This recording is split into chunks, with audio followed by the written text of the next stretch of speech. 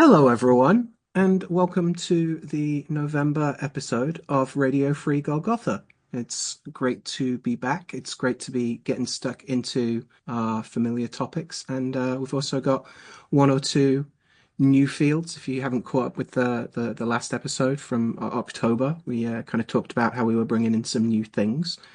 This kind of address straight to you listeners is an interesting one. Hi, welcome. Happy feast day of Martinmas. Feast day of Martinmas. Happy Martinmas, or Martlemas, as it sometimes gets called. Happy Martin Day, Jesse. Thank you. Happy Martinmas. Uh, yes, festive Martinmas, whatever the. And a jolly good horse to you. Yes. This is episode 41. So if not now, then when? Let's fuck shit up. Take that fork out. We ain't done yet. And life begins at 41. Yeah, yeah, exactly. The midlife crisis of this podcast. Uh, Brought to you by the Stone New Ferrari. Yeah.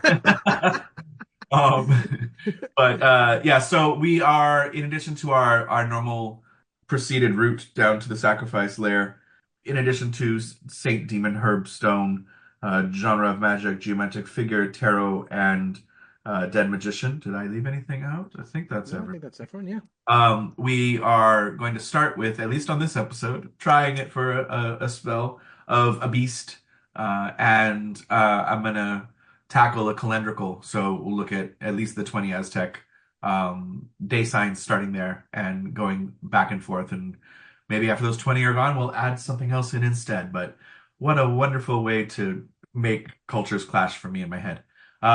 Which is, I like the challenge. That's great. Without further ado, I suppose it's good to list what the hell we're talking about today so that people can decide whether or not to listen to us. That's right.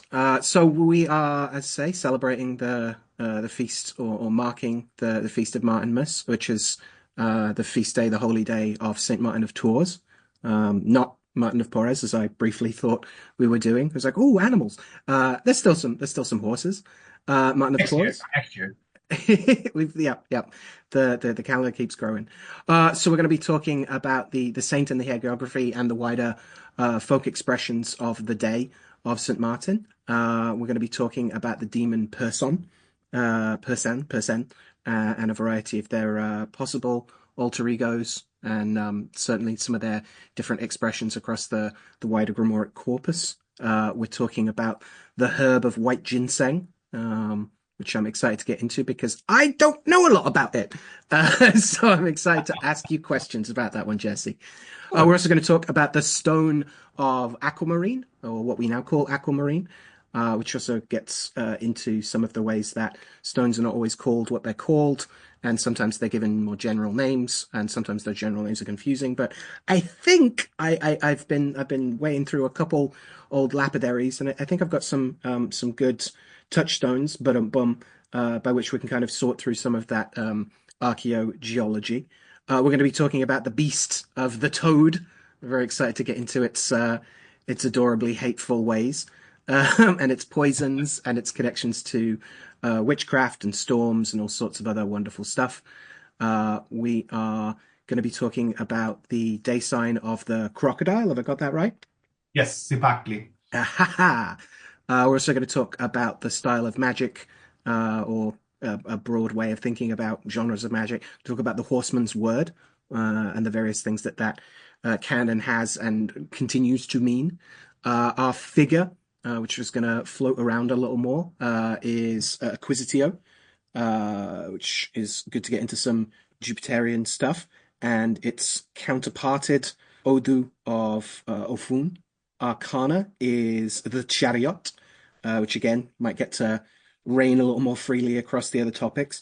And our dead magician, our dead witch, our dead hag is the being known as Black Anis.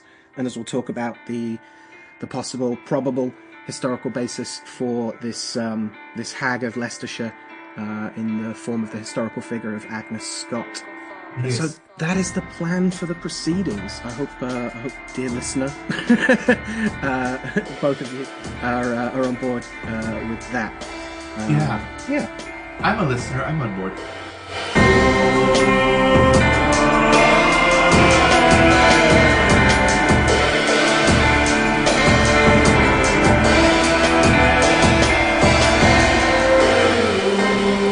I'm excited by this combination, which is why I put it together. Haha. But I like there were some things that were kind of happenstance that do line up, and other things that just like are are connected by their very nature. Mm. But I enjoyed this because one of my criticisms of our last episode, even though I was really excited with it, is that it took place on Halloween and we used it as a way of like discussing all the topics as like all saints, but we didn't really go into Halloween much at all. So I look forward to a future date where we can go into Halloween specifically. Uh, yeah, and lore around that, perhaps as you know, as the saint of all saints type of thing, and what is that lore that is to worship all your powerful mighty deads and then all of your everyday deads, the church penitent and the church militant, as it were. Um, yeah, this is kind of a lovely nod towards that direction because of Martinmas's place in folklore of being the second Samhain, the second All Hallows, but like Halloween old style, or it has a lot of the lore of Halloween extending unto this day. yeah, So I like that this is a little bit of our Halloween episode on the not Halloween on a saint who I do not particularly care for, which is weird to say because like who cares if I care for the saint? But I recognize the importance of the saint. And when I say I don't care for him, it's just that it's not one that I've worked with a lot, but no, I have worked with a lot. I'm saying damn it for stuttering and half-finished ADHD sentences. I have worked with this saint, have been trained to work with this saint, had a mentor who was very devoted to this saint. The saint is not for me. mm, But I do enjoy the lore, and it is an extremely important saint at least in Norteño and Borderland, curanderismo and folk Catholicism. So there's a lot there, and obviously uh, similarly important, at least in England, for a lot of lore there going on. So yeah. We get to have our blood cake and eat it in terms of actually talking about the historical figure of Saint Martin of Tours and also all the things that happen uh, already or sometimes after the fact, cohered around when he happened to have died and been, added to the calendar. yes, yeah, yeah, yeah, yeah. So, So okay, all right. Martin of Tours himself, right? beat Probably, around the horse a little bit more, why don't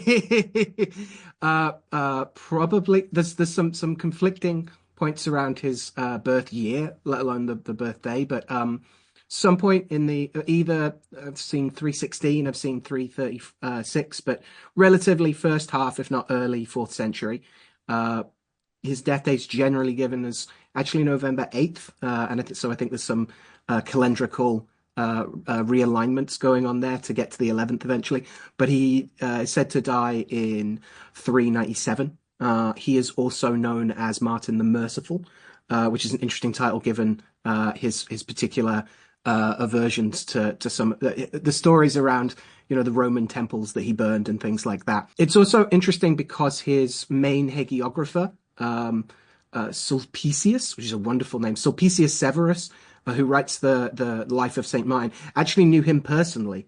Very often we get the hagiographies written a fair while afterwards. He actually seems to have known him, and a bunch of the kind of travelogues have been were kind of gathered into this book, especially around early sites of his cultus. He's a saint that's known to have done miracles in his lifetime as well as afterwards. Also important that we're thinking about like the traveling, not just because he's depicted on horseback, and I think we'll continue thinking about horses throughout this fun little discussion, but also because his actual shrine in the tours of which he is known becomes a pretty major milestone, place to briefly drop anchor for pilgrims on the road to Santiago, right? The Compostela. Yes. So I was reading that again, like so, there's a bunch of stuff that happens that we can get into once we've sort of done our traditional kind of biography. Because again, this saint's done all sorts of things. He's reported to have cast out demons, healed people both in person and also apparently by a letter he wrote, which is great. Makes me think of like the Carolingian letter and a lot of those other charms that, yes, have like a bunch of holy words in them and maybe even a prayer written, but they're mostly like meant to be actual correspondence that also has some stuff.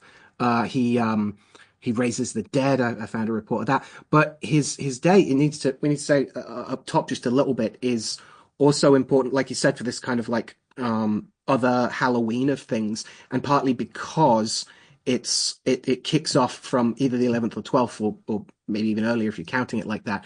Kicks off the 40 days that are known as the 40 days of St. Martin that begin a fasting time that's later called Advent. And so we're also not just looking at like, okay, Halloween has a hangover or has a so good it came back again, like so many Dracula movies, but also because it's the lead up to Christmas and the spiritual preparations therefore. So it's a period of like fasting, as I said, which also means by extension that the eve of it is when people ate and drank very heavily for Yes. the last time. So it's this again, this combination of like the lean times aren't yet here. But as we'll get into, there's a bunch of things that we're going to need to do around that.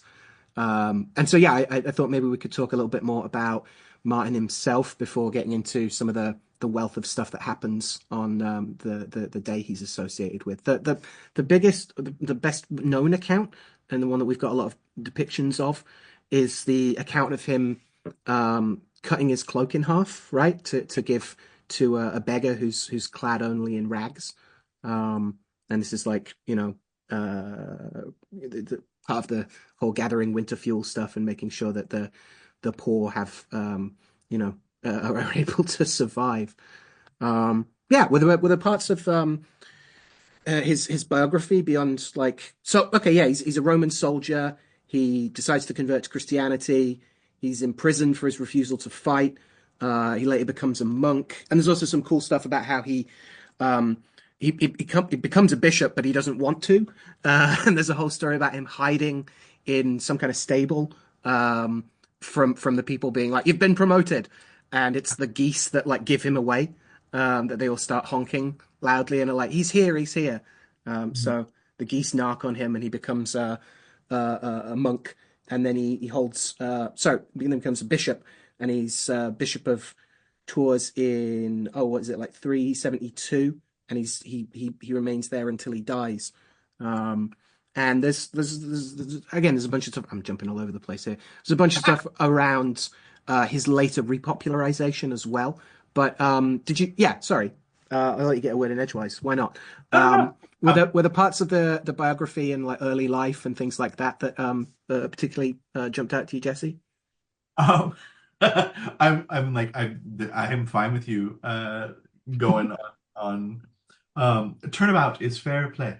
Um, Martin is there's the division of the cloak is an important thing that's an important part of his mythos, and that as he gives part half his cloak to this beggar, that he has a dream that night of Jesus telling angels that I was clothed by Martin the catechumen.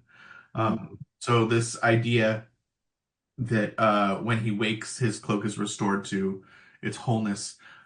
This confirms, this shows again the importance of charity and in clothing the poor, especially during this model of this heading into the dark ages, as it were, Yeah. uh, is an important part, and he becomes a saint of the people. In addition to that being on horseback of travelers, of having a lot of similar things as Saint Christopher, of being able to take the load of making sure that you're clothed properly when you're traveling by the roadside, that you will receive charity, patron saint of hitchhikers, amongst other things. Mm. There's a lot going on there, but it's also one that is perceived of for he as a saint is used heavily for business. and for having evil eye pass you or bad things kind of walk by you or walk by your business, as well as bring riches to you. So there's a lot of the messenger that comes and bears things. But the horse side of it is particularly why I was interested in doing Horseman's Word associated with him. But then to find out, of course, it makes sense that Horseman's Word ceremonies took place with Martinmas, right? Like Hmm. it makes sense because of the man on horseback is there, but also that Martinmas as a feast day, which we're just going to jump around all over the place with Martinmas, I suppose, is one of those debt days. Like pay your damn debts that day.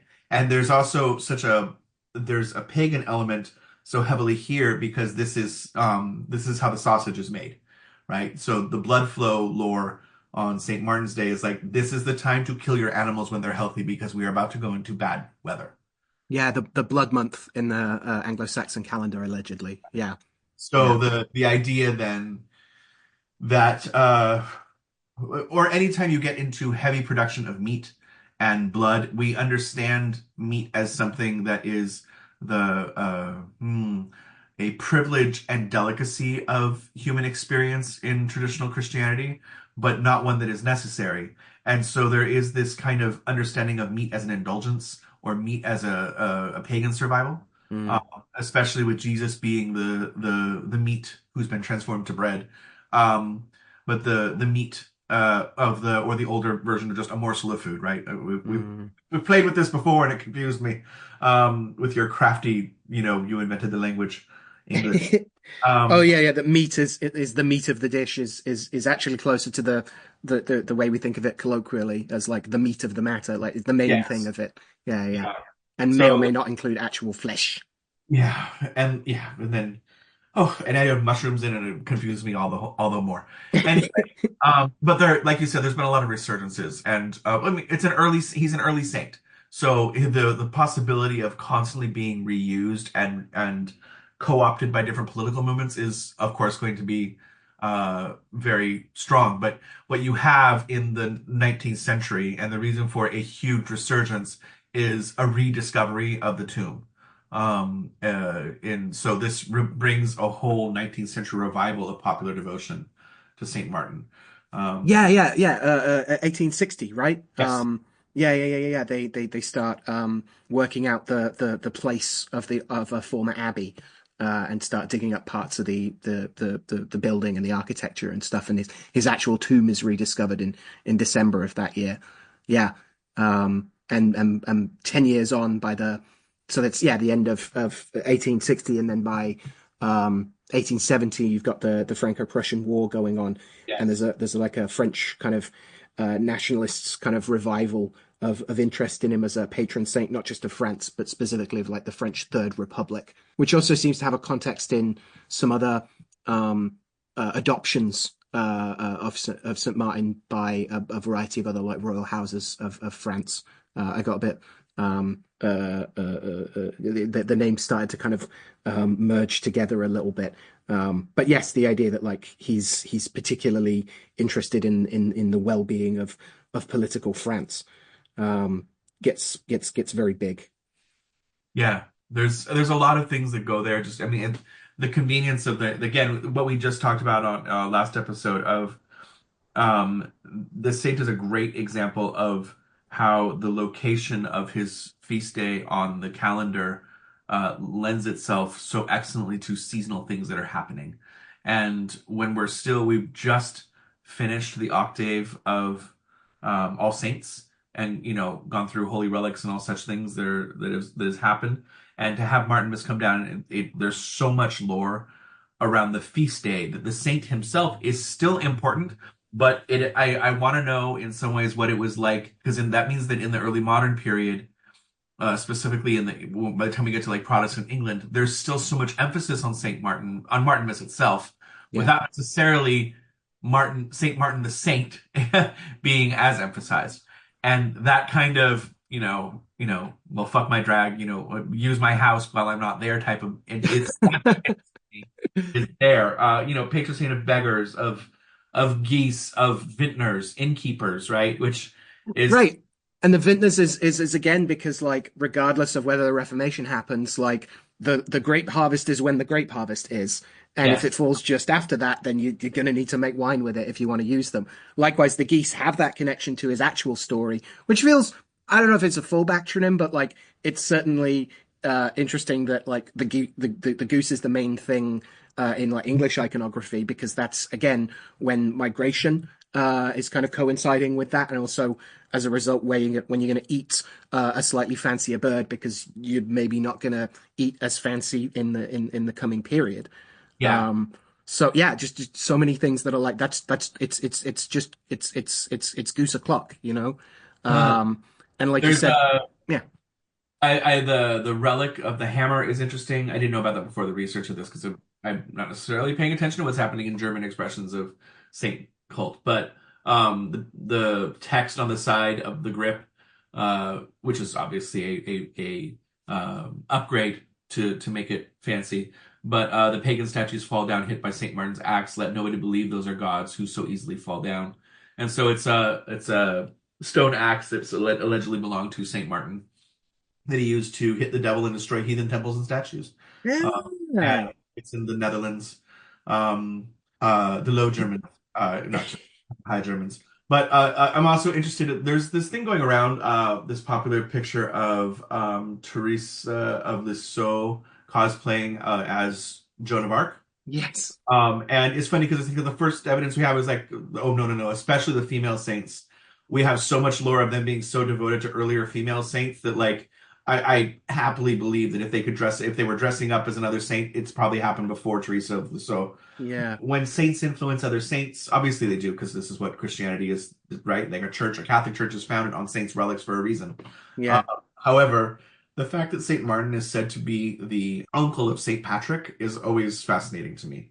huh, So there's this Irish connection to Saint Martin that is there.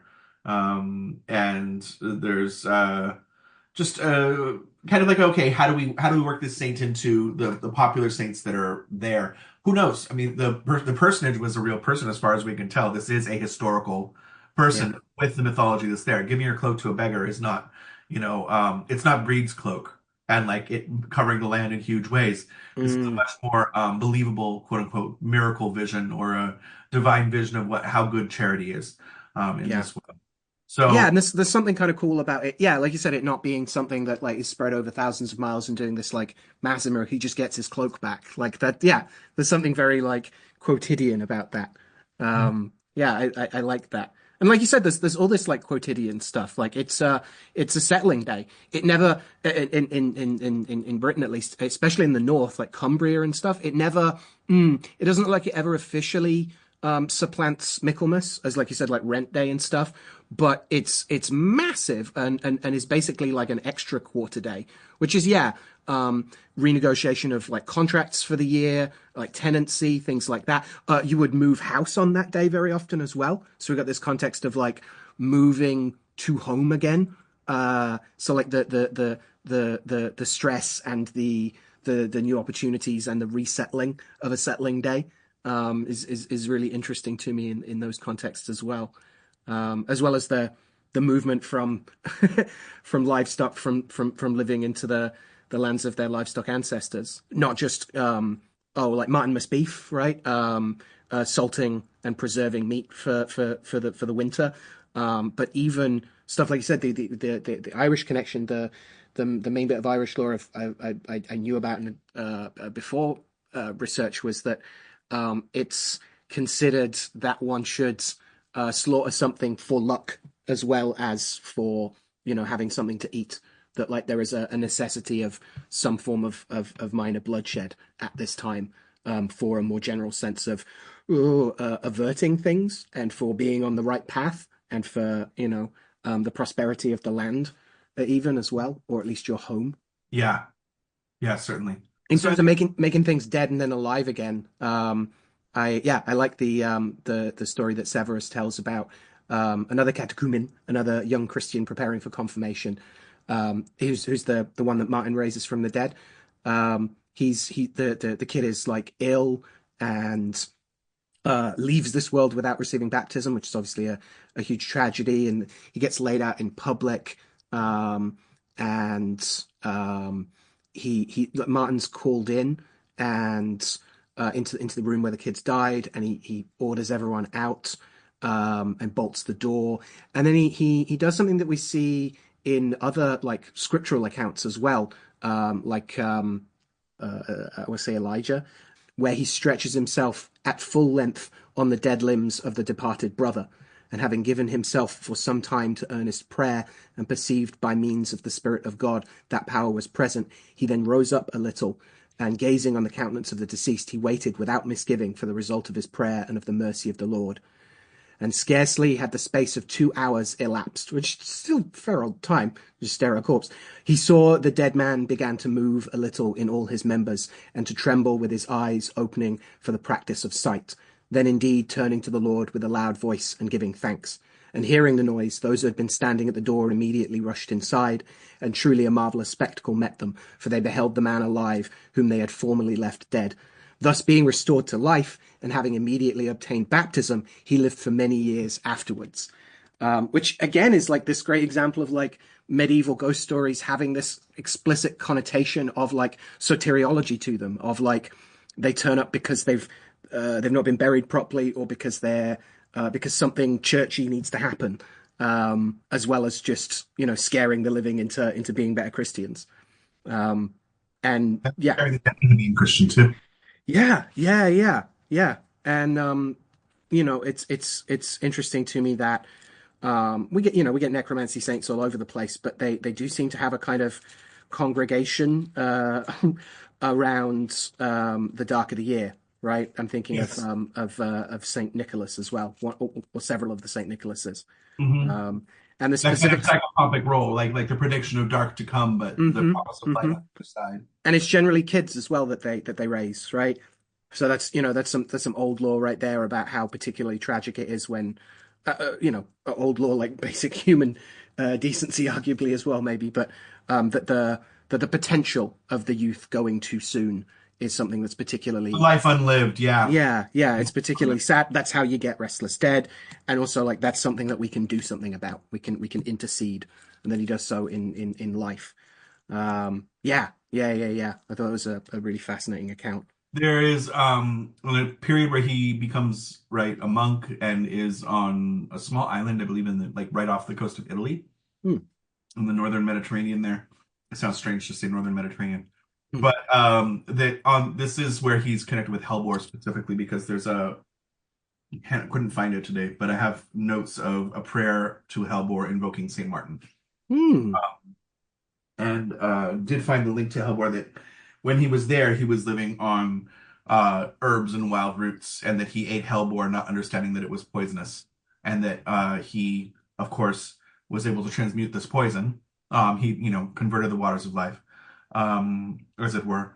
But there's a lovely metaphor here of just the feast day itself, kind of just as where there is the promise of darkness is already here. That we have evidence the days are darkening. There's nothing we can do, right? Like it's Yeah. coming. And that, but we know that there's a survival. So Martin again, these saints on the forefront that are about Martin, finish paying your debts off, your taxes off. Excuse me, slaughter the animals that won't make it through the winter to be able to feed yourself and family. Give to charity where you can, Hmm. take account of things, and continue to be charitable to your neighbor during the process so that they will also be charitable to you. Yeah. This type of figure is very common, like when you bring up Saint Nicholas as well, and the good luck visits that are associated with Saint Nicholas, of someone coming from town to town, door to door within a town, and asking if you've been good this year, which is our modern version of it. But in my opinion, is have you prepared enough for the winter? Have you been doing your chores? Have you harvested your fruit and your food? Right. And have you made the necessary wares to get through winter? And then if you, ironically, if you didn't do anything, well, we're gonna be charitable and give you some coal because you're gonna need it. Yeah. You haven't done anything. That's not going to depreciate in value. If everyone gets diamonds, Yeah. then like they wasn't then diamonds. That's why Tiffany has to restrict the access of them, Yes. and all those Um, vaults of them. Yeah, coal Well, the is occult always is going to be sitting on useful. those pieces of coal to make diamonds with their superiority. Um, Hmm. Yeah. but so I think that is an interesting side of it, right? That this hope, or how the winter preparation for the hard times of winter, and also this looking towards Christmas, which is in the depths of winter, right? We're talking about that seasonal, the Yeah. qualities of Europe here in those 40s of the latitudes happening where you're just that the weather pattern is all fairly close. It's the we are in the darkening period, and Martin is passing through. We understand that there's 40 days after this. 40 days after is actually the 21st, I think, around there, but excluding Saturdays and Sundays and or however you want to make it. But Advent comes from Martin starts Advent in some way. Uh, Yeah, yeah, yeah. And we don't just have the sense of there is a light in the darkness there at the at the pitchiest black of everything there is a radiance in the night like we do at winter solstice itself. But also, like you said, this looking ahead not just to the winter solstice, but beyond it, looking ahead to what happens once all this blows over. There's weather lore about like where is it? If the wind is in the southwest at Martinmas, it keeps there till after Candlemas. So there's even this like extension of already thinking about Candlemas a little bit as well, mhm. and the snow melt. We might as well just start peppering on that lore because it's so intertwined with it, and everybody has their own interpretations of who Martin and parts of his life. Again, modify those value centers based on the calendar here. Yeah. This is some good adaptation. But in addition to the normal patronages that we've talked about, when you start seeing it go into, there's a really beautiful article by Scott Richardson Reed, Kayaks of Barium, on his website for Martinmas sacrifice, initiation, and blood that goes into the Scots side of things. Mm, Um, and it fell about Martinmas when nights are long and murk. The carline's wife, three sons came hame, and their hats were of the birch. It's a popular ballad. mm, I'm not putting on the Scottish brogue there. I could, but I'm not being paid. mm. Um, no, but this is the night. It's Nick Nevin's night. One of them. So Yeah. this is the point where you see Nick Nevin as a kind of the child of Nevin, the daughter of Nevin, right? But the deified ancestor nature of Nick Nevin as either the Scottish Hecate. There is some beautiful lore there about Ben Nevis and the highest mountain, right? This is where winter lives on the island of Britain, Mm, because there's always snow there. And as the highest peak, this is where the winter hag lives. So this was the start of why hag is was interesting to explore as the myth of the hags on a larger scale for our Dead Magician too, to lay mm. that groundwork. And here you have like Nick Nevin being tied to the Cayachbera, to the Berra, whatever you want to call these different names that are here, the hags of the land that are all tied to these ancient blue-black. Why blue and black? Because what does a body do when it's rotten and frozen? Um, Yeah. but that the land itself is entering into a different phase, and that there's this lore of the hermit and bishop soldier, like it's a prototypic like Christian warrior, and yet at the same time there's just the prevalence of folk tradition of so many pagan things surviving in this day, Mm, feasting, bloodletting, protection, all these things going on. So I'll link to this in our would-be footnotes. But it's a lovely article exploring just the Scottish side of it, as well as the importance of the horseman's word to this day. Uh, mm. which, in my laziness, just thought, St. Martin has a horse and a horseman. I'm sure I've connected it in the past, but it was really helpful to see how much the horseman's word was connected to Martinmas, in those things that the initiations themselves were on Martinmas. Mm. So this, the appearing on Martinmas between 11 p.m. and 1 a.m. on the dark night, and that there's a whole lore that goes into that, which I'm sure we'll revisit in detail shortly. But that there's just the beauty of the lore as far as the Scottish side, right? That we start to see the killing of the bull, the killing of the goose. This is a night that is given over to the she and she-like creatures that are there. Where is it? He quotes, "At harvest time, when the harvesters were busy in the fields gathering the crops, two children, a boy and a girl, emerged from these ditches. Their entire bodies were green, and they were wearing clothes of unusual color and unknown material.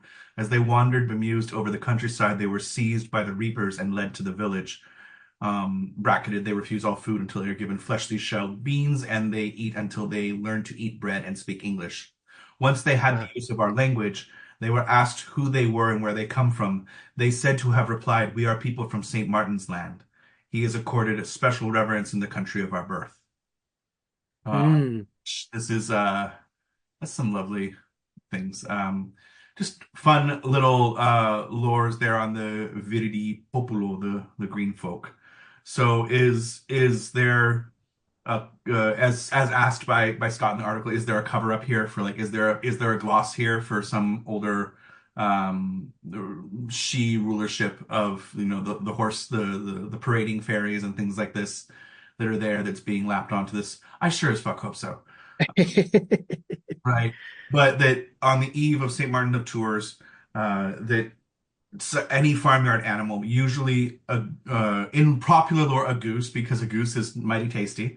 It's a lot of fat. If you've never cooked one, I remember my mom cooking a goose once for Thanksgiving, because we're Mexican, so like we're not loyal. But it doesn't have to be a turkey. Mm. But man, there was just so much fat falling off, and you have to keep on rebasting and doing the stuff to make it not dry out. But it is a lot of fat. Um, anyway, but the blood of that animal killed on that day in Ireland and Scotland is prophylactic, and it's to put on the main door of the house, or the doors, or the windows, or the corners of the house, and to process the animal around, to feed the corners of the house. Sometimes people feed a special stone that is kept in the fireplace, which is fed butter at other times. So there's a lot of different like lore there where it's like we don't quite know the specifics because it's only documented in the last few hundred years, and people then resurged with that too, right? So that thing of the popular narrative and written account fueling more folk practice. Um, Hmm.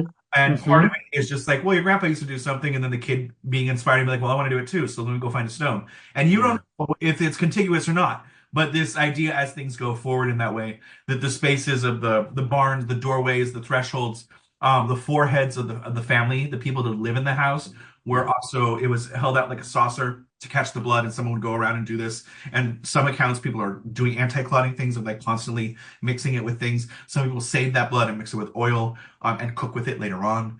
Mm. But the blood was applied to the four corners of the house or farm and daubed on the back of the door in the shape of a cross. And the prayer that is the example that Scott gives is, "I'm killing this in honor of Saint Martin, and that he might keep trouble away from the house for the year." Simple, like Mm. this is all it is. That if I kill blood here, if I kill something here, that I shall not be killed, that my farm Yeah. shall be spared. Um, if you don't have blood, that folklore states that it can be your own. That Right. that if you do not have blood, better it be a small amount of your own, so that you do not have the calamity of the hag, in my opinion, the Bera coming down for more debt.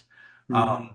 So the way that this was kind of talked to me in both larger contexts of like folklore, that my grandmother, which is my father's mother, so the German, Scottish, French side of the family, just this idea of like the animal has to be left to rot, was something she was fascinated with. She was a big folklore fanatic, Mm. with that stuff. But similarly, other people have pointed that out too, that like the animal could be eaten, but then parts had to go to the woods, Yeah. had to be given to the stones, had to be given to different things, or that there's a stone that catches the blood and that's put outside again. Or similarly, in some houses, brought in for the winter and again kept near the fireplace to keep Mm. warm. And you see, it reminds me of the Kayach stones that are shown, that we can see, where it's her and her husband are put into a little hut. So the changing of the seasons is happening here. And again, Mm. this idea that the seasonal celebrations can be longer than the one day, right? So Martinmas kind of closes the 2 week celebration of the turn of seasons and the start of the new year in darkness, that is Celtic lore, right? To have Yeah. Samhain be the start of the agricultural year in darkness, the way a seed starts, in darkness Yeah. before it finds light again. So it's not just starting in death; it is starting with you plant the seed, and hope that that's the hope right there, right there, where something's going to come from this. Mm. So the importance of the hag for this gestation period, the importance of Saint Martin of I have torn half the fruit to get to the seed.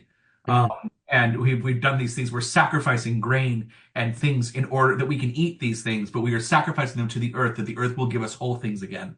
Mm. is this lovely overlap with the cloak lore to me in that way. And then similarly, you see on the feast days on the other side around Candlemas, where it's a lot of saint lore, whether it's Blas or Agatha or and, Agnes, where you start to see folklore where people are testing to see how much winter is left to check their stocks and to make sure that they are still being charitable. Now they can afford to give more away should they feel warmth is coming Yeah. and to make sure that you're, how are you doing? This is another day to check in. So this is the we are darkening by Candlemas is we should be lightening. We should not be, oh, you summer children, Mm. Game of Thrones style of like, how long is this winter, And there have been, this is also not out of the bounds of reality that there were many ice ages where there was no sun really growing crops for 2 or 3 years at times. Yeah. Just certain areas were devastated by this. Um, there's also in the whole theory of that too, that in addition to the political gains, property gains tax, I suppose you could say that the invention of witchcraft as a political crime, and therefore seizing of property and capital punishment that was, in the Iberian Peninsula, Southern Pyrenees, starting there that there's also the accusation of witchcraft always goes up after these mini ice ages that happen. Uh, You're the ice witches as they yeah. were before, which is a common thing with the witches being completely otherworldly. It has nothing to do with human practitioners. To now somebody must be fucking with us. That Yeah. if this must be a real person here that is bewitched, and then the bewitched person gets hagographically blurred um, into the witch. The bewitched becomes haggified into the witch. And so Yeah. I think there's something all of that with this cold weather lore that's really quite telling. And Mm. there's a lot of other lore besides the Scottish and the Irish. I think that just tends to be emphasized by many of us with that with the Scots-Irish background. Mm. But I know that there's a lot of French, Portuguese lore that's going on here as well. That's very common. So, anything's particularly stand out for you, folklore wise, that was. Just this like admixture of the revelries of Martin's Eve versus the not austerity, but the let's roll up our sleeves and get things done of when it actually, the day itself. Um, the party before we get real business like Mhm. is interesting to me. Yeah, this stuff around gift giving as well. In what like parts of France and even like Portugal, right? That this is a time when kids get bread, find bread in their shoes and stuff like that. Yeah, Not unlike the sweeties that you get in some parts of the world at Trezeos and Epiphany and things like that. So again, the returning beneficent ones, the wise, the generous, bringing things is not just tied to Christmas, but also to periods before and after it as well. yeah. I think the notion of Martin Caballero, as he's referred to, not of I wouldn't even say the tours. So that would be revamped in Spanish. San Martin Caballero is how as he's referred to is primarily a business saint, and there is a lot of accounts of him, for instance, combating Santísima Muerte things, that he doesn't share space well with her. There's a lot of those side lores around Santísima Muerte, right? With things like Saint Cyprian doesn't share well with her. I've seen people have complex altars that have the both of them on there, but like your mileage may vary. But the idea for me that I was always told San Martin is very jealous, very like we're going to make it Christian. Uh, so he doesn't do, ironically, in Latin America, seems to do less of the syncretism is allowed. Uh, Mm, and maybe it's because there's so many of by the time we get to these kind of folkloric traditions in Western Europe, we've lost the original context of them. Like the Celts were Christian pretty quickly. And mm, there was this lovely like hybrid Christianity that was going on, but it was still Christianity. mm. And so I don't know if, maybe he's just crankier over here because he doesn't have the food he likes. Um, I know Malta definitely has the celebration of Martinmas where it's they do get fruit in there in why am I thinking buckets? It's not buckets. They leave bags out, but it's Mm. it's, it's like stockings basically. You do in Poland, it's also Polish Independence Day, so it's a big holiday. in the same way that, the other Cyprian is Mexican Independence Day. Mm. So there's just like those saint days that overlap with things, I think, give a certain credence or weight to the saint, right? Mm. He is used in heraldry heavily across Europe, so he has many towns that he's the patron of. Um, and the Lutheran Church holds Martinmas as a day to remember Martin Luther because he's baptized on Martinmas. Thus that's Yeah. Yes, all Martins. Yeah. so Hmm. there's also, I believe, the in the Army there's a medal that's named for him. Yeah, the U.S. Army Quartermaster Corps. Um, but yes, so beautiful lore going all around. I think there's just the the bloodletting of the fact that like here's sanctioned Christian animal sacrifice Mm. is interesting, especially in the wake of how it was drilled into me. Um, Bible studies or Christian studies within Catholic context of like Hebrews chapter 9 being like you do not kill animals for God anymore. Yeah.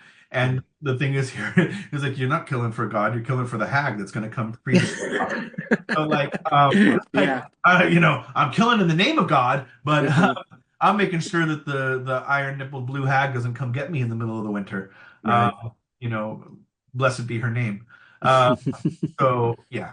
So yeah, I think so many of the things we're going to talk about are going to tie back into Martinmas. So I feel like he's done a good job. Um, you know, Yeah, I think we ranged well. Yeah, for sure. Yeah, yeah, yeah. Like you said, so much more. I love this sense of where the saints and the before the saints figures, when you want to call them pagan, or those involved in this life versus those who are shepherding us to the promised life afterwards, where they do and don't get on. Yeah, how that again highlights the fascinating sense of the account you quoted that Scott quotes about the green folk children being from the land of St. Martin. Like, yeah, sometimes they do get on, sometimes they don't. Is supremely fascinating. Yeah, and that admixture's yeah, maybe helpful to think about as we're thinking about some of our other topics.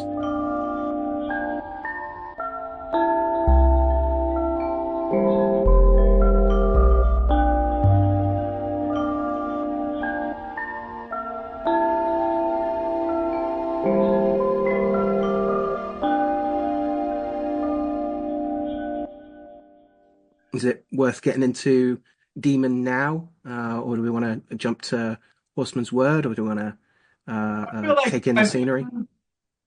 Horseman's Word is going to overlap with Black Anna's, is going to overlap with Toad. So let's do a little demon Hmm. and play with demon plants and aquamarine, maybe because I think everything else is probably going to tie into each other. Even Sipakli, I can see how it helps with Yeah, Martins in that way. that's a good point. All right, cool. Well then we'll clear the stage and welcome Purson to hand then. Uh, that's that's Pursan or Purson. Again, some of these to clang this old bell again. Some of these misspellings or variations in spelling are just going to be down to the fact that people wrote down their accent. It can be as simple as that. Again, standardization of spelling in English. We don't really get creeping in until 1700 and don't really get formalized until 1750. Obviously, English is not the only language these spirits are written in, but with the handwriting being what it was, we're going to see some variation. And what's also interesting is when we get the spirit lists and the spirit catalogues that actually start including the AKAs themselves. So we have Person turning up, probably most infamously, in the Book of the Goetia in the Lesser Key of Solomon. They are in the list of the 72. That's because they're in Scott's list in the Discovery of Witchcraft. They're also found in the Grand Grimoire under Flaherty, and by extension, therefore, under Beelzebub.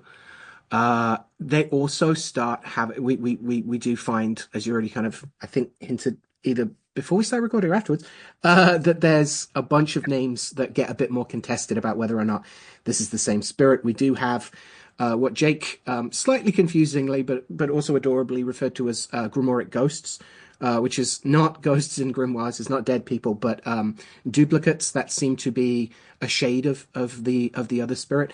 And the major one here is Curson and Yeah. Purson. And so we can turn straight to Scott, as in Reginald, in the Discovery, where he's very clear that Purson's alias is Curson. That for the reports he's familiar with, that they are indeed the same spirit, a great king who cometh forth like a man with a lion's face, which is pretty consistent across when these get descriptions. Not the only lion-headed or lion-faced spirit of these Goetias, these books of black magic, but he's one of the that's a consistent feature across, as we'll get into, like a bunch of aliases. Lion's face, carrying a viper, which Scott actually says is a most cruel viper, and riding on a bear. So that's fun for some winter symbolism. And before him go always trumpets. Interestingly, he is referred to as a great king, and this idea of we see it especially with the four kings, the four regents, Orient, Paimon, and Maimon, Egin. This notion of their attendant spirits sometimes turning up before them, or that we call their what sometimes gets called sub kings. What Matt Hadfield likes to refer to as the heralds, which I really like as a term. That this idea that like there's musicians playing Oriens and all of his her their musicians and the clamor of things that happens. So we do have this notion that he's important, and as I'll get to in a second, there is a cardinality to him. So he turns up. The trumpets come before him. He knoweth things hidden again, and can tell all things past, present, and to come. Just pretty consistent as a general goetic office. Specifically, he bewrayeth treasure. So that's generally the most. That's the crystallization of knowing hidden things and being able to find you the good stuff. It's also said he can take a body either humane or airy. Interestingly, he answereth truly of all things earthly and secret, of divinity and the creation of the world, which I thought was a particularly interesting thing. Again, at least anecdotally, I've found that there are certain spirits in these catalogues that do love to talk about either the war in heaven and their fall from it, or the creation of the world. It is a topic that they love to get into, and there is a sense, not quite in the same way that from at least Benjamin Rowe onwards, that gets talked a lot about in Enochian stuff, right? That even it seems Dee and Kelly were like, "Can you help us find treasure?" And they were like, "Yes, but first we have to tell you why the planets are the order that they're in. We have to go through this grand cosmic lore dump first." So I found it interesting that Persons also got a little bit of that to them. They also bringeth forth the best familiars, and it's said that there's 22 legions of devils that obey him. And also, interestingly, these are referred to as devils, but then they're said to be partly of the order of virtues and partly of the order of thrones. So there is some like angelology creeping in as well. So in looking at like what some of Jake noted in Pandemonium and elsewhere, he pointed out that this is undoubtedly a great king with extensive mentions in the literature, and I'll get into some of those in a second. But he also remains somewhat mysterious. Certainly, at one point in Vea's text, in one of the what get called like the long text passages, where it isn't just the office, it isn't just the animals or the parts of animals that they appear as, or what they can do for you, but like a whole, again, a little lore dump. It is suggested he is a or the king of the south with like Garp and that kind of thing. But as Jake put it, this formulation is suspect. So there is a sense here of like, again, I do feel I have to bring up that Vea, while he's reporting on this stuff, is also deliberately hamstringing the more operative parts of the text. I don't know if this is hit. I don't want to go as far as to say he's like making up other hierarchies that don't exist to throw us off the scent. I think the case for those kind of grimoiric blinds is overstated, and also often comes from a bunch of Victorians that didn't like grimoires in the first place. But it is a strange category. I think it's partly mysterious. Yeah, I mean, we can talk about like where he turns up, but also because, again, anecdotally, in my experience of working a little bit with this spirit, they don't come off as the same. they don't they're not one of these spirits that turns up all with the with the things that the texts hint at of like you need solary charms to deal with this spirit because they're, oh my God, they've got such an ego to them. I haven't found that with Purson. I found Purson to be like uh, for want of a better term, very personable, and not to have that kind of grandiosity or arrogance necessarily. But they do continue to turn up in a bunch of different things. The presidential council, they turn up in. They're found in like most of the texts, especially if we're looking at correlating them to say like the German Honorian texts, which do a lot more of the not just listing one alias but a bunch of others. Jake found them in the Livre d'Esprits, in the French Book of Spirits, as decision or even devucian. But clearly they're also like terson and furson, and even like via corson to garson to garsan to gorzia in the Book of the Officers first list. And Mhm. even when it starts to really part and where we may see a case for like, okay, even if this is the same spirit, they're doing pretty different things. In the Book of the Officers second list, where they're Sesson, which again, not a million miles away from Kherson, but they're found in the east. And it's Gordosa, which is again probably from this like Garsan Gorsia part, or branching off, where they're found in the west, like definitively a different part of the world and called from a different place and turning up from a different place and licensing spirits under them in a different place. And they are generally a king, but they're found all over, with a variety of different ranks as well. And especially when we get to, say, like Sloane 3824, when we get into the spirit that starts to be called Gordonizer or Gordonizer. They're part of a whole set of spirits that are said to be important in some way that where it isn't exactly where they're close to Lucifer, for instance, but it isn't exactly talked about in the same way that the four kings have definitive spirits under them. They're some kind of standing committee that's also important.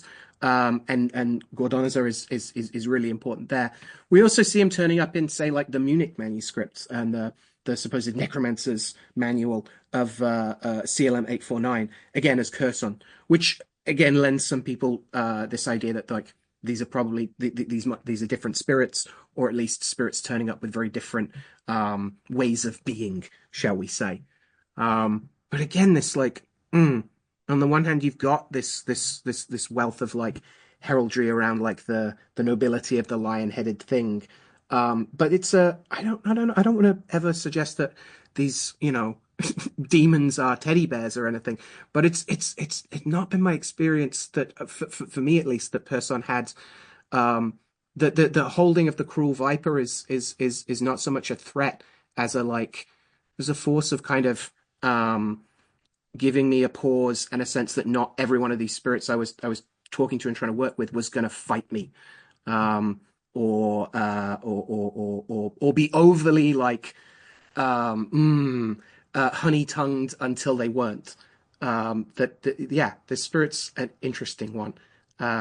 Doing a bunch of things that aren't that unusual for other spirits, but like there was, yeah, I got, I'll say I've got a soft spot for this spirit in terms of like didn't did what I was worked well, and was able to help me navigate a bunch of other stuff with more of a soft touch, shall we say.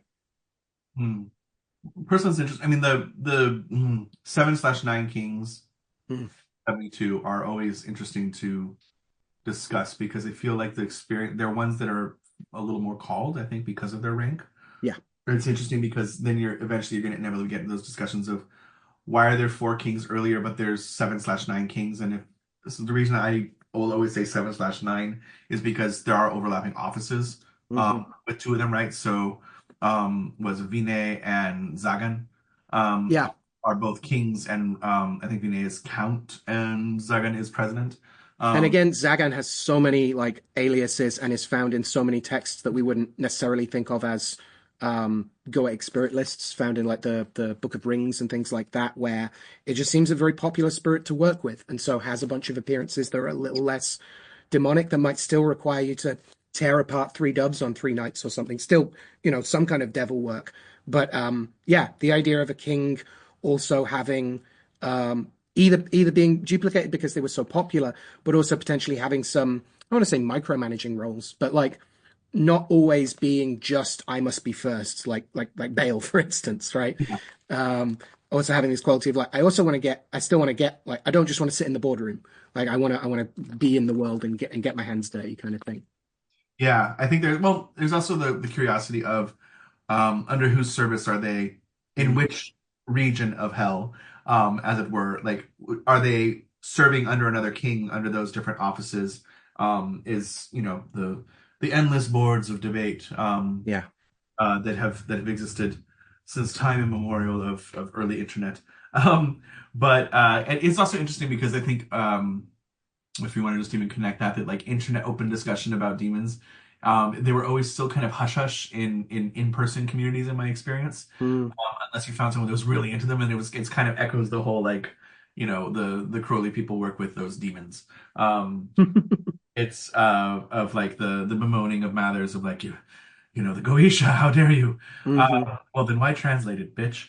Uh, Right. Hey, wait, in this whole don't do black magic. Let me translate a bunch of books about black magic that you shouldn't do. Yeah. yeah, let me tell you how Hmm. not to do it. Hmm. But can't hear you over your bankrolls, sir.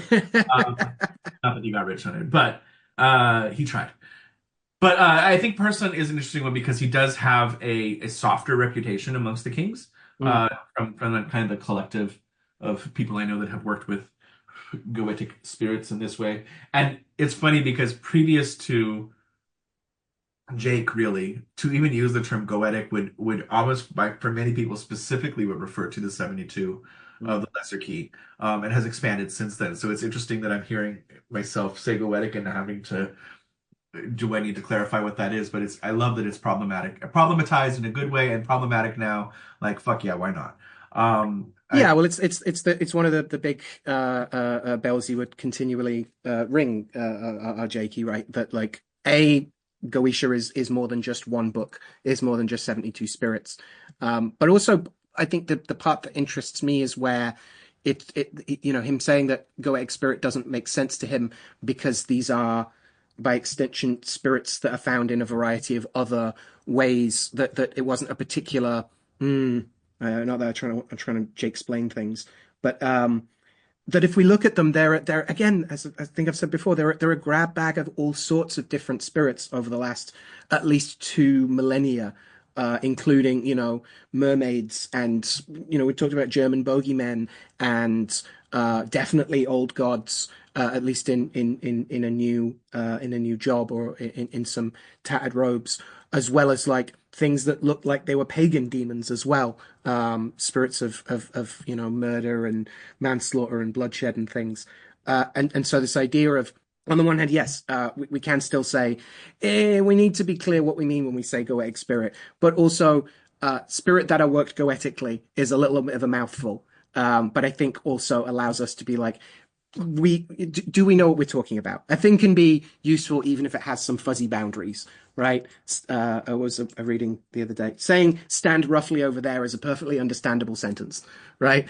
And so we can stand roughly in this circle of a variety of nature spirits and elementals and devils, both pagan and Christian and otherwise, along with Jewish angelology and a bunch of other things. It's the grab bag of it that makes so much sense to me.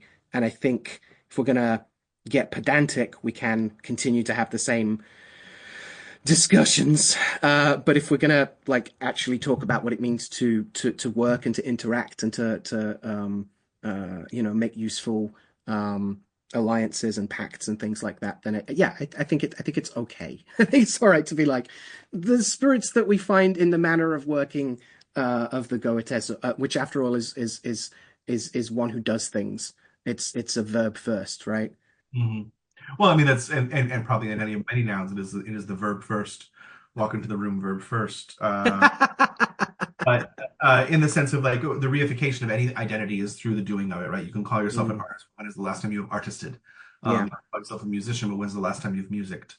Hmm. And so identity as a static identifier is hardly interesting Yeah. after a point. I do think in those ways of like to extend that right here performance theory wise, how is person personing? Mm. is here is that there does seem to be this relationship, right, to the revelator of the John the Baptist of the Antichrist. That like there's something there. There's the cosmological. He's one of the cosmologicals. I do wonder if that has to do with this association, in the way that our brains link everything together. But this association with Pahalia, the angel that's said to be in charge of the Shamhamfurash, which if I want to follow, my favorite pronunciation of that is always going to be Exuma and Sharam Forish, because it sounds like I thought he was saying Sherwood Forest for the longest not Forest. But this is the 20th of the 72 angels of the Shemham Farash. So the 72, the name, is it 260? That goes back on itself and does three-letter Mhm. to everything. But Pahalia is said to be inclined to an ecclesiastical vocation, and it signifies redemption and serves against the enemies of religion, governs religion, theology, and morality, and can influence chastity and piety, and rules over the demon Purson. Um, there is lore, in a lot of these things of like Purson is said to govern was the 23rd through the 27th of June.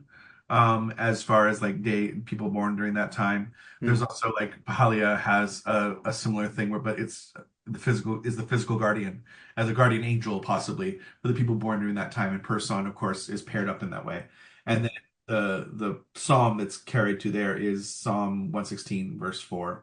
Then I called upon the name of the Lord. O Lord, I beseech thee, deliver my soul. And so Mm. in that kind of like perhaps the building on that Dr. Ruddick tradition of using the angel to counteract or to pair with safely the Mm. to let the hands work in concert. But I Mm. love this idea of, I mean, any of the fanfare kings and demons are always interesting to me because um, auditory phenomena uh, is easy with whispers. It is much more unsettling when you hear music out of nowhere.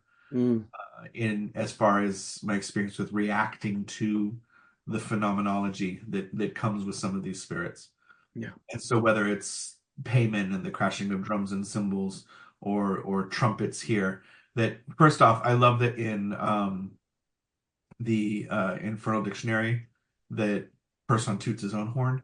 Um, doesn't necessarily have to be that, Yeah. but the fact that it's depicted as like a cat man on a bear tooting his own horn. No Yeah. viper in his hand there, but the viper might be the lead that he has on the bear. I Mm. do think that there's an interesting side here again of bear visits and the tying to Saint Nicholas Yeah.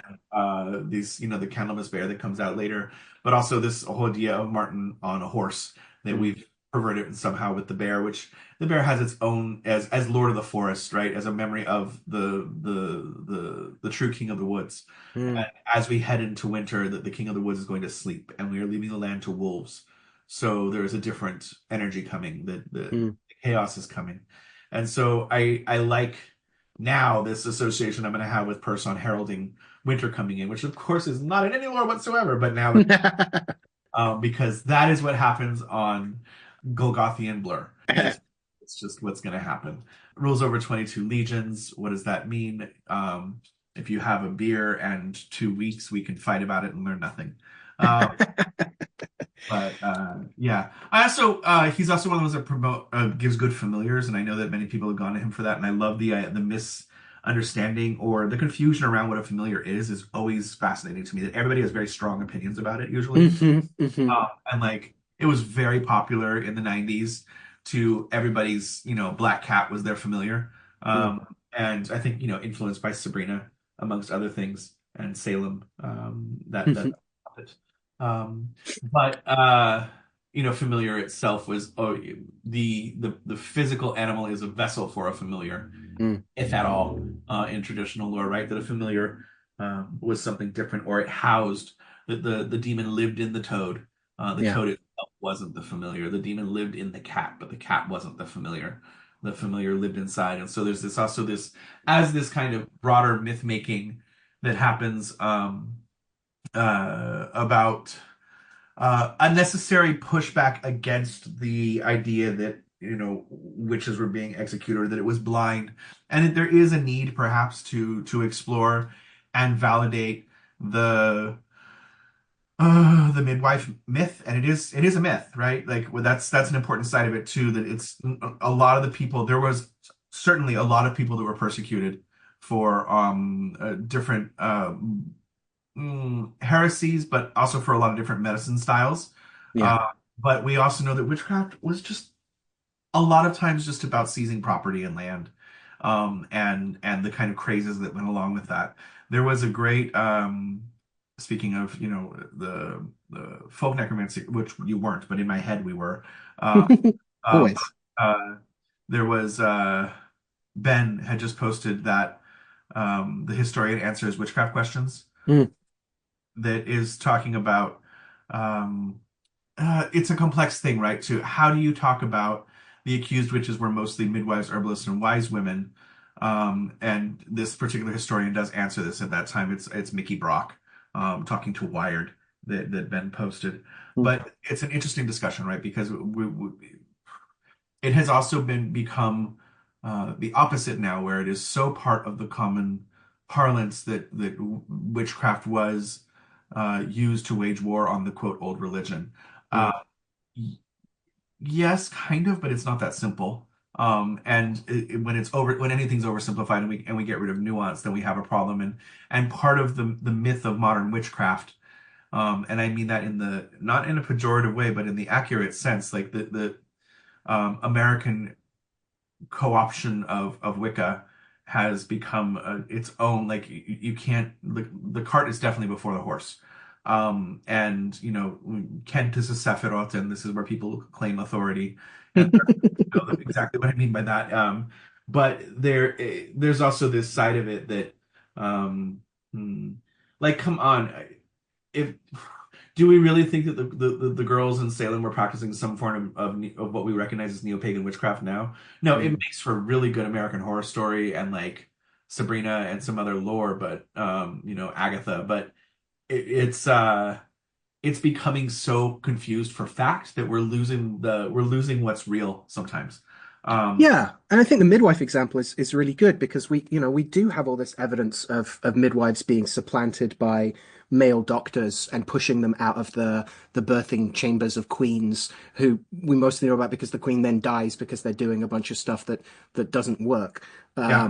off the basis of things they've read in Aristotelian scholasticism rather than being, at a bunch of labor beds and working it. But I think that's a really good example because we do have this supplanting, but it's centralizing power rather than casting them as witches because there's still a power that gets associated with calling someone a witch, right? They're disempowering these midwives to old wives' tales, not diabolical agents.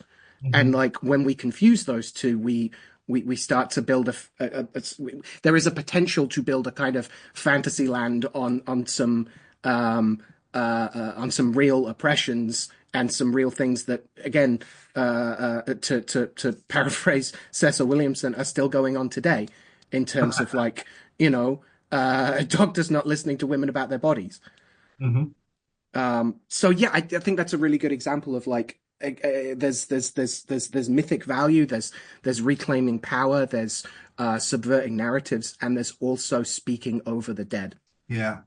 It gives a more design to the weirdness of the witchcraft accusations and punishment, Mm, and gives it strangely more power as well through a combined kind of self-imposed victimhood, of a legacy of victimhood, mm. and a divine victimhood. But that's a whole other thing. That doesn't mean that there weren't horrible things going on, and I'm not trying to erase that.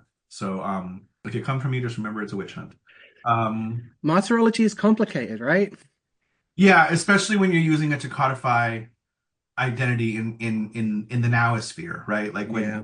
you're saying that we're being persecuted, or we're not allowed to practice something, we have to be careful of what that is, and to understand that there are real things that need to be shifted. And I'm furthest from what is freedom of religion in this country, which is not guaranteed in other countries, which is always interesting when Americans forget that freedom of religion are our principles and are still not upheld. Um, but that like it's interesting going to the SV conference and like remembering that like, oh yeah, freedom of speech is not a thing. Uh, like you can't contradict not only like the academy, but like prominent religious views of your country and other things going on. There will be repercussions. Yeah. Uh, and so it's just codified into different cultures where we pride ourselves on being rebellious and that kind of Luciferian punk attitude that is America. Um, but what do you do when you hit the ground, Lucifer? What do you do? Mm. Um, you get up and you dust yourself off and you try again, to quote the song. Anyway, The um, great psalm. Yeah. so Person in that way, I don't know how much more there is to explore with him, but I find the Kings a really important study. Yeah. Uh, the 7/9. The insistence of Curson being different from Corson and being like, okay, I can't hear you over the fact that I can't remember which one it does what. Like Yeah. I know this spirit as Person because I have the 11.99 version of a paperback that was popularized and probably have 12 copies of it in my house, along with other various ones too. And Uh, isn't that as folk necromantic as having a definitive version that's been corrected? Right? yes, Like, it yeah, is the yeah, definitive version. The most commonly read one is the definitive version. That's yeah, what happens. yeah. Come on. Yeah, Hmm. it gives extreme weight to like the demons of history that we're talking about right here within the witchcraft trials, and history is not the past. Mm. History is a story, and an attempt at describing something, but always through a biased lens. Yeah, Um, and what is it? The serving at an altar of a god who does not exist, whatever that quote is. yeah, Um, yeah. like story. What to do about the absences? Yeah, Oh, yeah, and how to recognize how our own lenses are filtering things. Yeah, yeah, yeah. And when the stories of the stories don't just tremulous like the hand trying to bandage itself, but actually allow us some sense of where the long view is itself getting caught up on tangents, and when it's where the long view gets itself caught up in tangents is the story of our lives, or at least this podcast.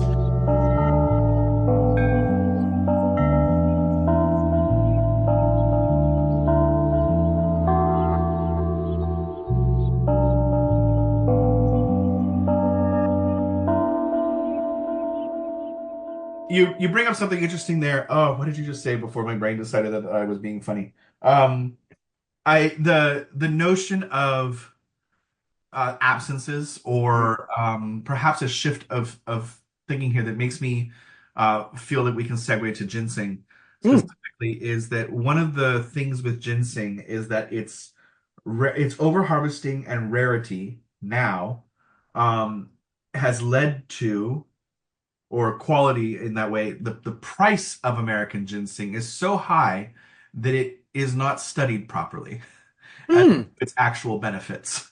Wow. So it reminds me of Timothy Landry, right? Talking at the in Boscastle, mentioning how um Oh, the uh, sorcerer's markets. yeah, sorcerers markets and the rarity of goods and crying out against like, no, you can't do gorilla hands, and then people reading it and be like, gorilla hands are rare, great, increase the price, go get more. Yeah, yeah, Like this idea of you don't understand how these things are an economic beast as well. yeah. So it's an important thing. But American ginseng is a plant that I am deeply in love with, and I will happily cite my love of that coming from Ursula Bach of Herbal Bear uh, School, who was she did an amazing 6-month herbalism medical herbalism program, medical botany program here in the Catskills, which is where the farm I'm on is in the shadow of the Catskills, right in between the river and the mountains. But I didn't necessarily go into there a lot when I was coming to visit my godmother. Mm. And so I didn't go into the mountains much. I'm from California. These are hills. I don't, these are tiny little things that are 1.6 billion years old, um, including having the first fossil evidence of forests here in the Catskills. Uh, Damn. these mountains are older than bone. Why? Yeah. And they don't hold fossils well, so there's no evidence of dinosaurs, but they're just old. They're not the oldest by any means. There's mountains in Africa, I believe, that are twice the age, that are almost as old as the Earth. But um, that being said.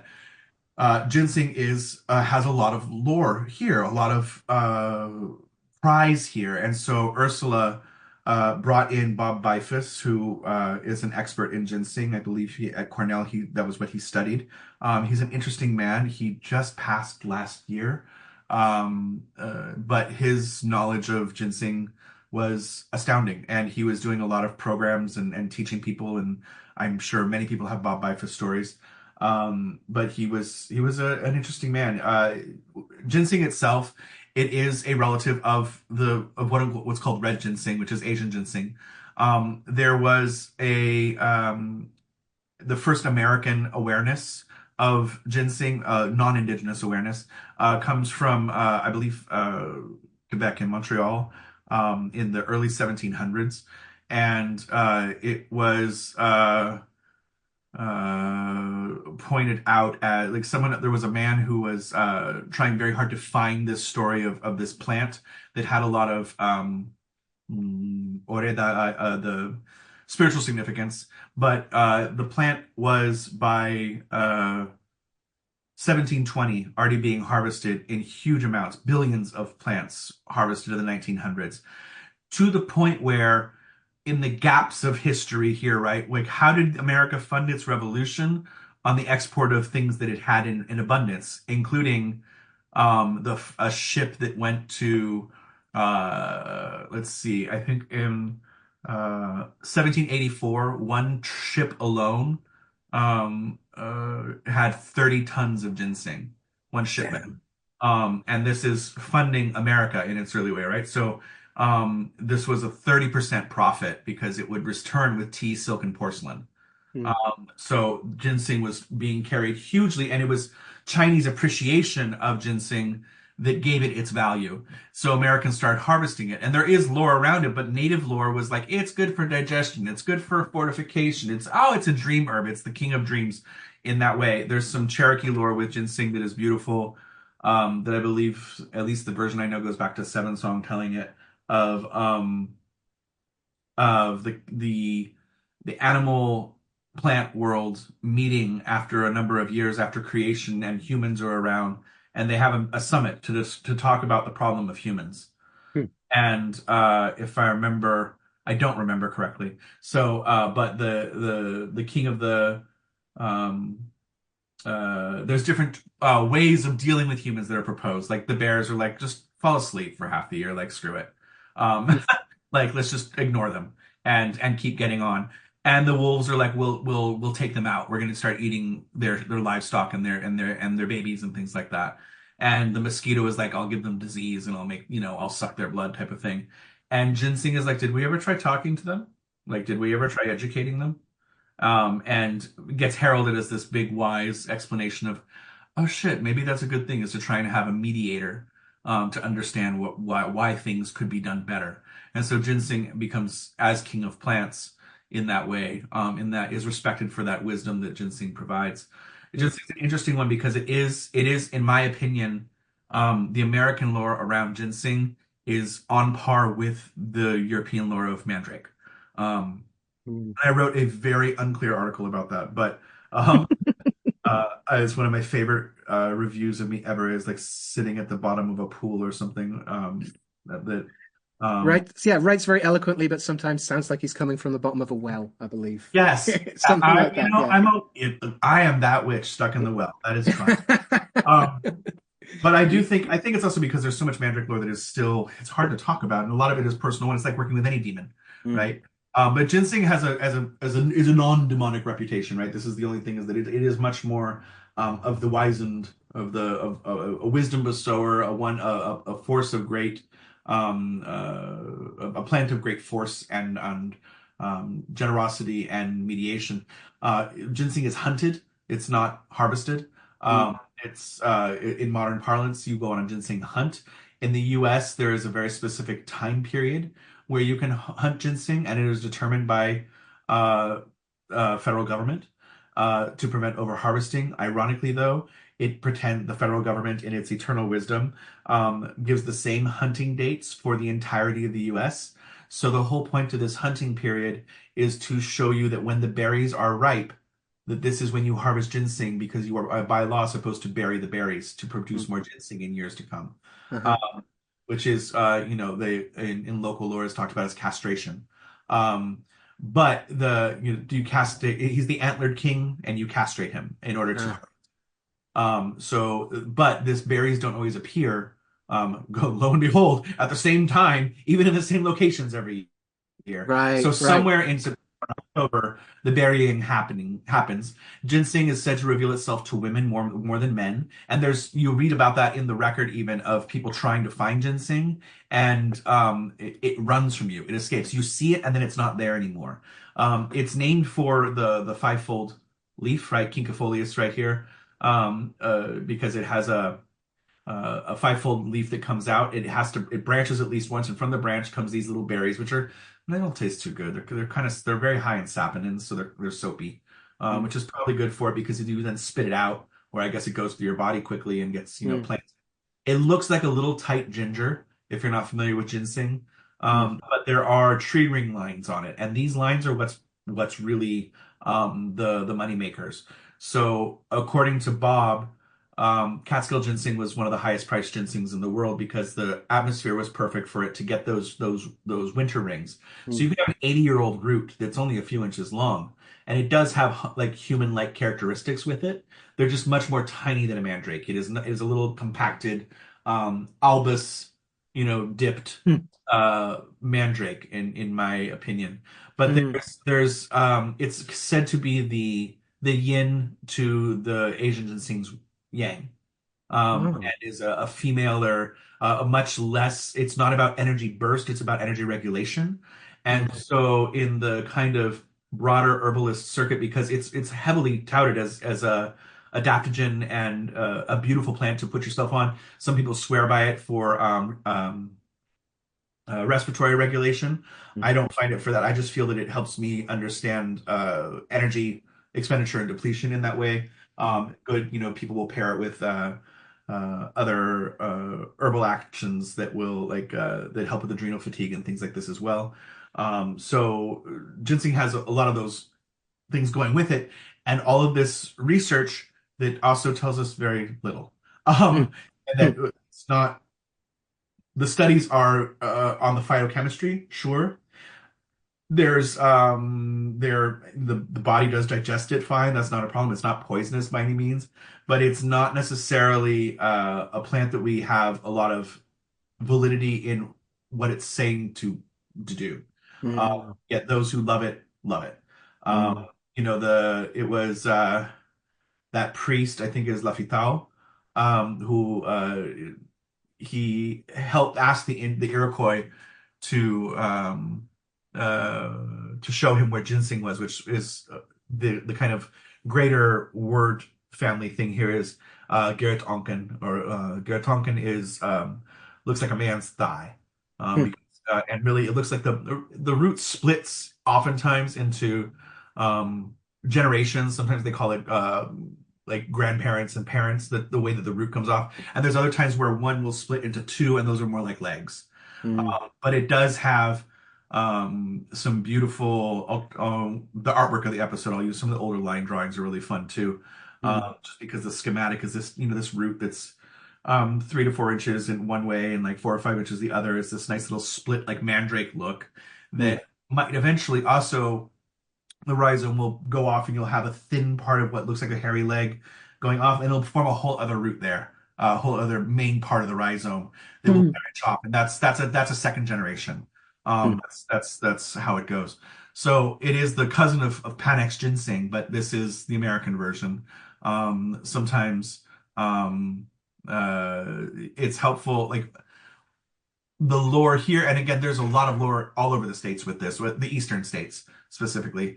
I don't know.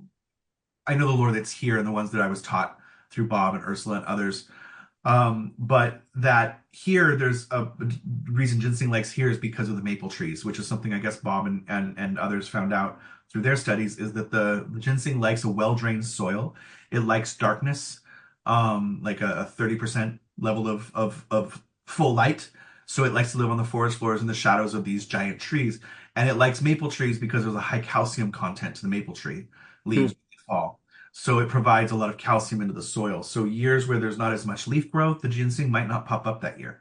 Hmm. And it'll just wait. And so it definitely is a plant that is like, I'm here, I'm not, I'm here, I'm not. It also has a reputation of you don't see it, you don't, like I said, you don't see it, you don't see it, you don't see it, and then you see one, and then you see 40 around you. So it is tied to native equivalent of fairy lore.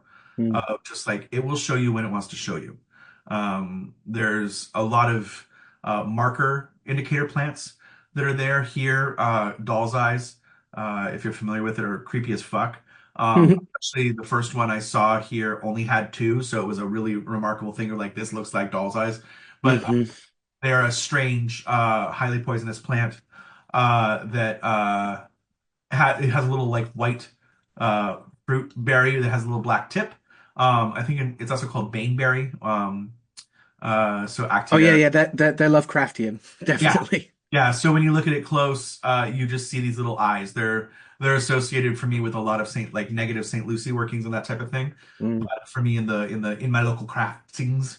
But this is an indicator plant for ginseng, as is golden seal and specifically as well. So if you see golden seal and doll's eyes and you're on a northern facing slope and there's sugar maple around, and you're in the Catskills, you're going to find ginseng. Uh, Mm. it's just an ideal place to plant them as well. They take 7 years to mature on average, so it's a slow growth. It's a slow Mm. harvest if you're going to do it. But that an average, the price alone, if I remember correctly, just on what it is, like a half acre can produce, um, you know, uh, $100,000 worth of seeds and roots over a 6 year period. Yeah. Like it's this is current prices alone, but it Mm. doesn't do well being farmed, and it doesn't the at least what I was told is that it does not get the correct rings that denote its age, and the exposure to the frozen winter soils of the mountains here, that give it the value. And that was Bob was interesting because he would show you roots that were farmed Mm. further south in the United States where there are ginseng farms and things like this, and you could see it looked different than the deeply ingrained rings that are on the ginseng we were harvesting, some of which he planted years ago, and of course we're planting as we harvest too because you have to smash the berries. Yeah. But there's some beautiful uh, shots. I'll post a one to Instagram or something of just giant ginsengs that Bob would go to Chinatown, and he could get a dinner for 20 people, like what would normally be like $1,000 dinner, and several of them in exchange for one root. Yeah. It's the if you like ginseng, you like ginseng, and it is also part of Chinese culture to display exemplar ginsengs as like trophies, Mm. little spirits of the woods that are in there.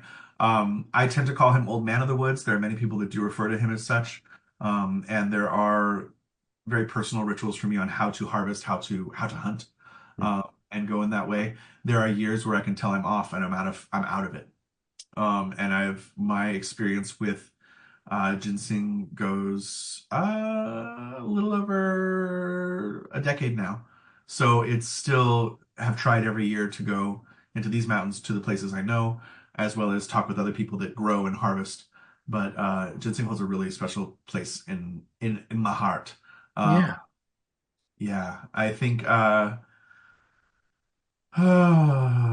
stabilization of the dream world, and as far as like mediumship in the sense Mm. of being the happy medium, Hmm. perhaps.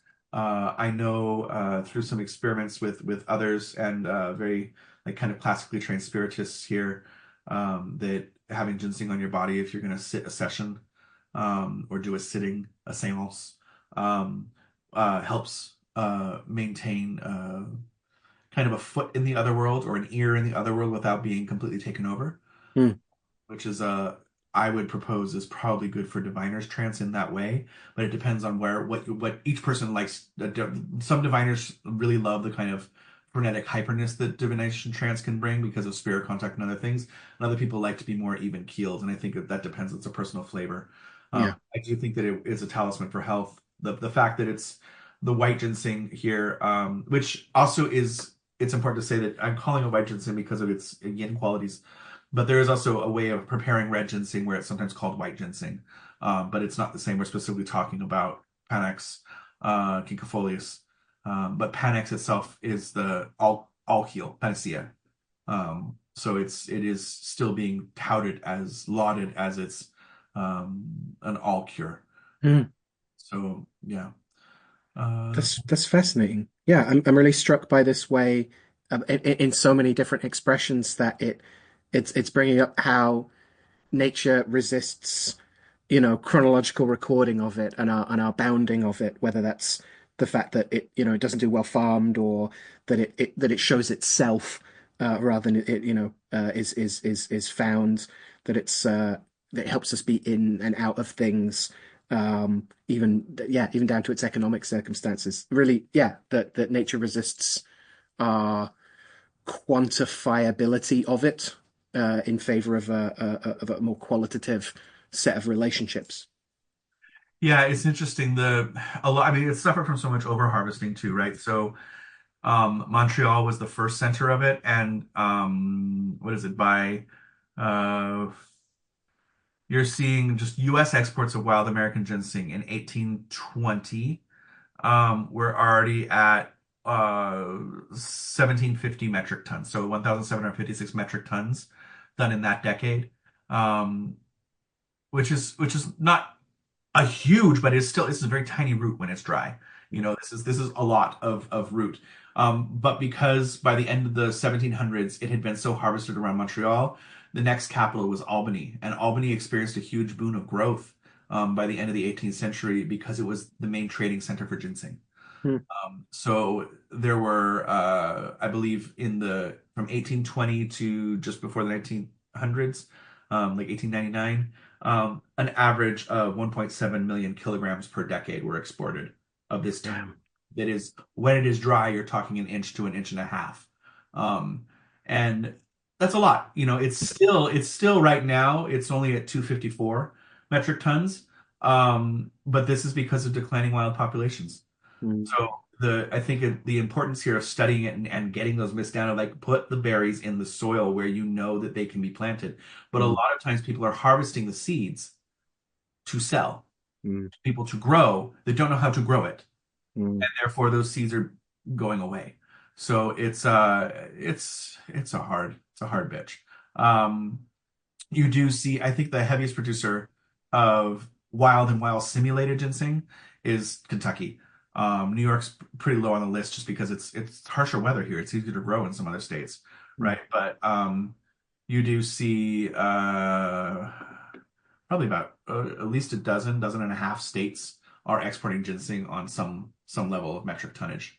Um, so Kentucky is by far the biggest. Kentucky, West Virginia, Tennessee, so lower Appalachia, and then after those, you get into New York, Ohio, Illinois, Wisconsin, Missouri, that type of range. So this is the Appalachian treasure. This is the crown. This is the king of the plants in Appalachia, and Mm, um, the Appalachia is two things, right? Where you have culturally Appalachia, and then you have the Appalachian Mountains, of mm, which upstate New York is still Appalachian Mountains. For me, it's easy to distinguish, right? Because the Catskills are Appalachia as far as mountain structure, but you mm, don't get into Appalachian culture until about an hour into the state park, mm, because the highways and the proximity to the Hudson means that this area is more culturally tied to New York and the mm. New Netherlands. So Right. the Hudson Valley being that pass between Albany and New York City, that 100-mile stretch is doing its own thing and has that culture that is it's New England adjacent. But the Catskills as a difference in culture there is that the mountains have their own way of, trickling down into my area. But also just you go up into there, you will find the way of talking, the vocabulary, and the everything just changes into its mountain culture as it would Mm, be across Appalachia going down. So mm. same ethnic mixes, same folklore, similar ideas about how things. And the Appalachians being old produces a lot of wonderful, wonderful lore. So Mm. yeah, pried up with American ginseng on this kind of weirdness of the mountains that are older than bone and Yeah. king of plants that advocated for humans rightly or wrongly. Plants that the wonderful thing about adaptogens, for those that aren't familiar with, like hawthorn berry is an extreme example, an excellent example because Adaptogens have more than one action. They can often do opposite actions. And so what happens with hawthorn is interesting because hawthorn, according to herbalists, both can increase blood pressure and lessen blood pressure. What Mm. the fuck does that mean? Uh, and what they found out eventually through study, and here's another side of like when we're talking about doctors supplanting herbalists and midwives, Mm. this way an important one is that if you don't know about the history of the American Medical Association and Big Pharma in the United States and how we purposefully stopped studying herbs so that people could make money off of drugs. It's an important trip that everybody interested in herbalism and especially medical herbalism needs to go down to Yeah. understand how dangerous that wedding of big industry that's happening around the same time that the railroad magnates are doing their, like horrible things. That this is we had to start income tax and property tax because people were making too much money off of everybody else and the land. Mm. But this is why we rely on Commission E, Germany's Commission E, to study things because it is not uncommon to go to many hospitals in Europe following these studies where you can ask for a naturopathic option in your treatment, and the doctor can prescribe something fully naturopathic or in tandem with known pharmaceuticals that Mm. they have to study the contraindications. Whereas most American doctors, this is not something they're even interested in studying. So just putting that out there of good history there to study as well when we're talking about midwives versus the doctor in the white coat.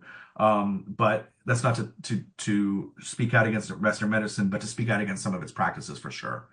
Oh, Um, absolutely, yeah, and the influence of capital and again of bioprospecting in our own backyard as well as on the outreaches of empire.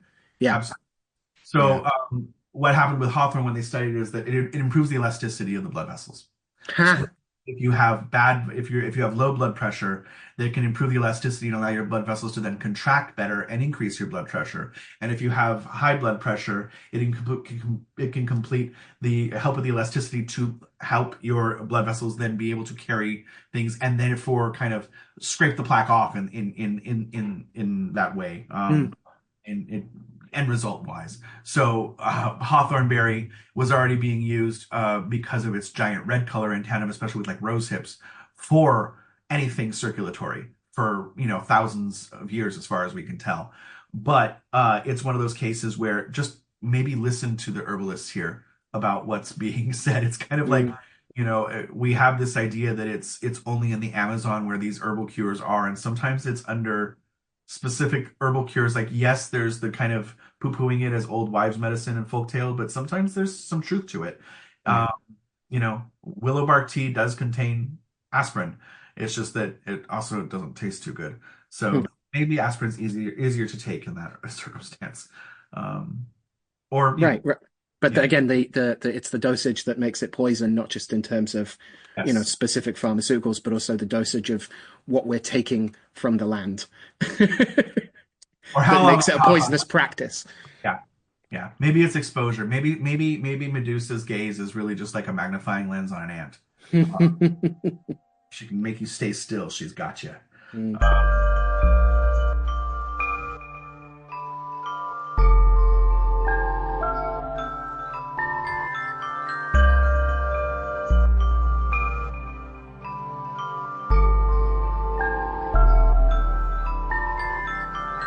All right. So I think that's ginseng. Yeah, Um, thank you. I'm gonna in turn say aquamarine. That was a transition. Aquamarine. Like it? Mm-hmm. Mm-hmm. Yeah. Yeah. Um, from let's think about this. From a set of intermediaries for the darkening to a king that seems to be a bit more a bit less of a tyrant to Yeah. a king of dreams that can advocate but also won't be bound in. Where's Aquamarine fit in this? Hopefully we know by the end. So it's got a couple qualities that I've like linked together here. I think there's three distinct ways we can talk about it. Most obviously, it's the what we call aquamarine is a pale blue to light green version variety formulation of what we call beryl. There is a very early sense that there's a confusion, but also a confusion we can identify and therefore kind of like untangle, which is that Albertus Magnus in Book of Minerals cites Pliny saying that it's the color of seawater. So we have this sense of it's like, okay, pale blue to light green. Specifically, later it's talked about as like calm water, the color of calm seawater, not the stormy, not the aggression. Um, what happens is that description of the color of seawater, the sea of that gets lost, and it's later translated or talked about or interpreted or utilized as being clear as water. And at that point, there is a confusion with clear quartz specifically, and with things that are very see-through, and especially around things that are used for magnifying glasses, and also even like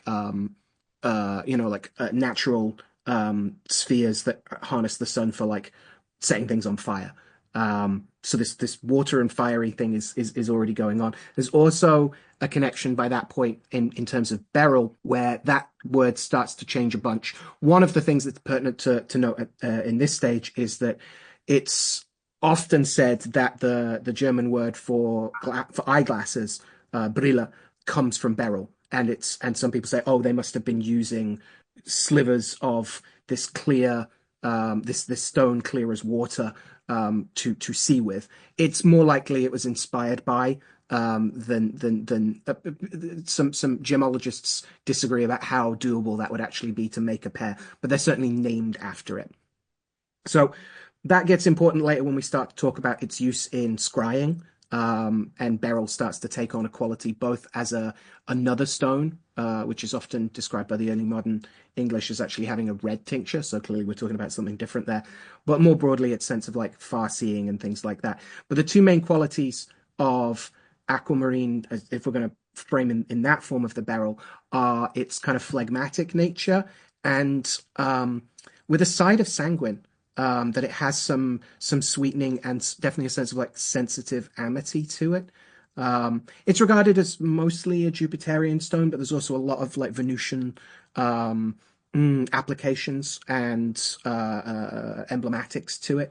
In terms of the phlegmatism, we've already seen like its color of seawater. Sometimes that's talked about as clear as water.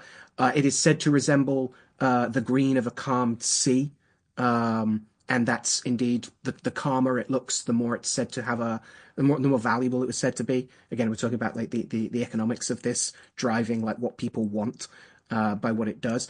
And in Leonardi's Speculum Lapidum, and this gets repeated a lot, it's said that when these, he calls them beryls, when these beryls are moved, it seems as if water inside them moves too. So we have this sense of like as it moves, as it catches different light, it is a stone of water. And from at least the 13th century onwards, it's said to congeal from water over again, funnily enough, 7 years. And so it's a stone of water. It does watery things. It cures fever. If it is steeped in water, that water can be used to cure throat ailments. There's linking elsewhere to its capacity around the throat when it's hung from the neck. Leonardi says it chases away idle dreams, which again is one of the qualities of the classically phlegmatic that we are lost in imagination often. Also, potentially when it's hung from neck, it prevents illnesses of the throat, mouth, and jaw. And why? Because those illnesses originate from humidity of the head. So it rules good moisture. It's a governing principle of phlegmatic wellness from the potential for phlegmatic diseases. We see it more directly in terms of its maritime connections. It's said that if you etch an image of Neptune on a chariot, pulled by two horses, that it will protect you at sea, and that's sometimes explicitly framed as it will protect you from drowning, as well as like storms and things like that. Again, it's the stone of the calm water, the calm sea. There start to be a bunch of other things that Albertus brings in, which bring in more of the kind of it's not a proto-psychology, it is a humoral psychology, that it's said to cause mildness of manner.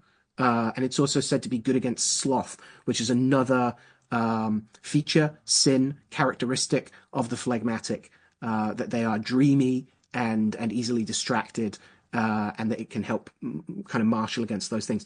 And we do see some ways that that carries forth into some very modern stuff as well. Judy Hall's Crystal Bible says that it has an affinity with sensitive people, which is interesting because she says it invokes tolerance of others. So this idea of sensitivity is not just like, oh, I'm a fainting willow. It's like, the chewing is too much. Like it helps us be more tolerant of others. It also soothes fears, which again is one of the classic passions associated with phlegmatic humors.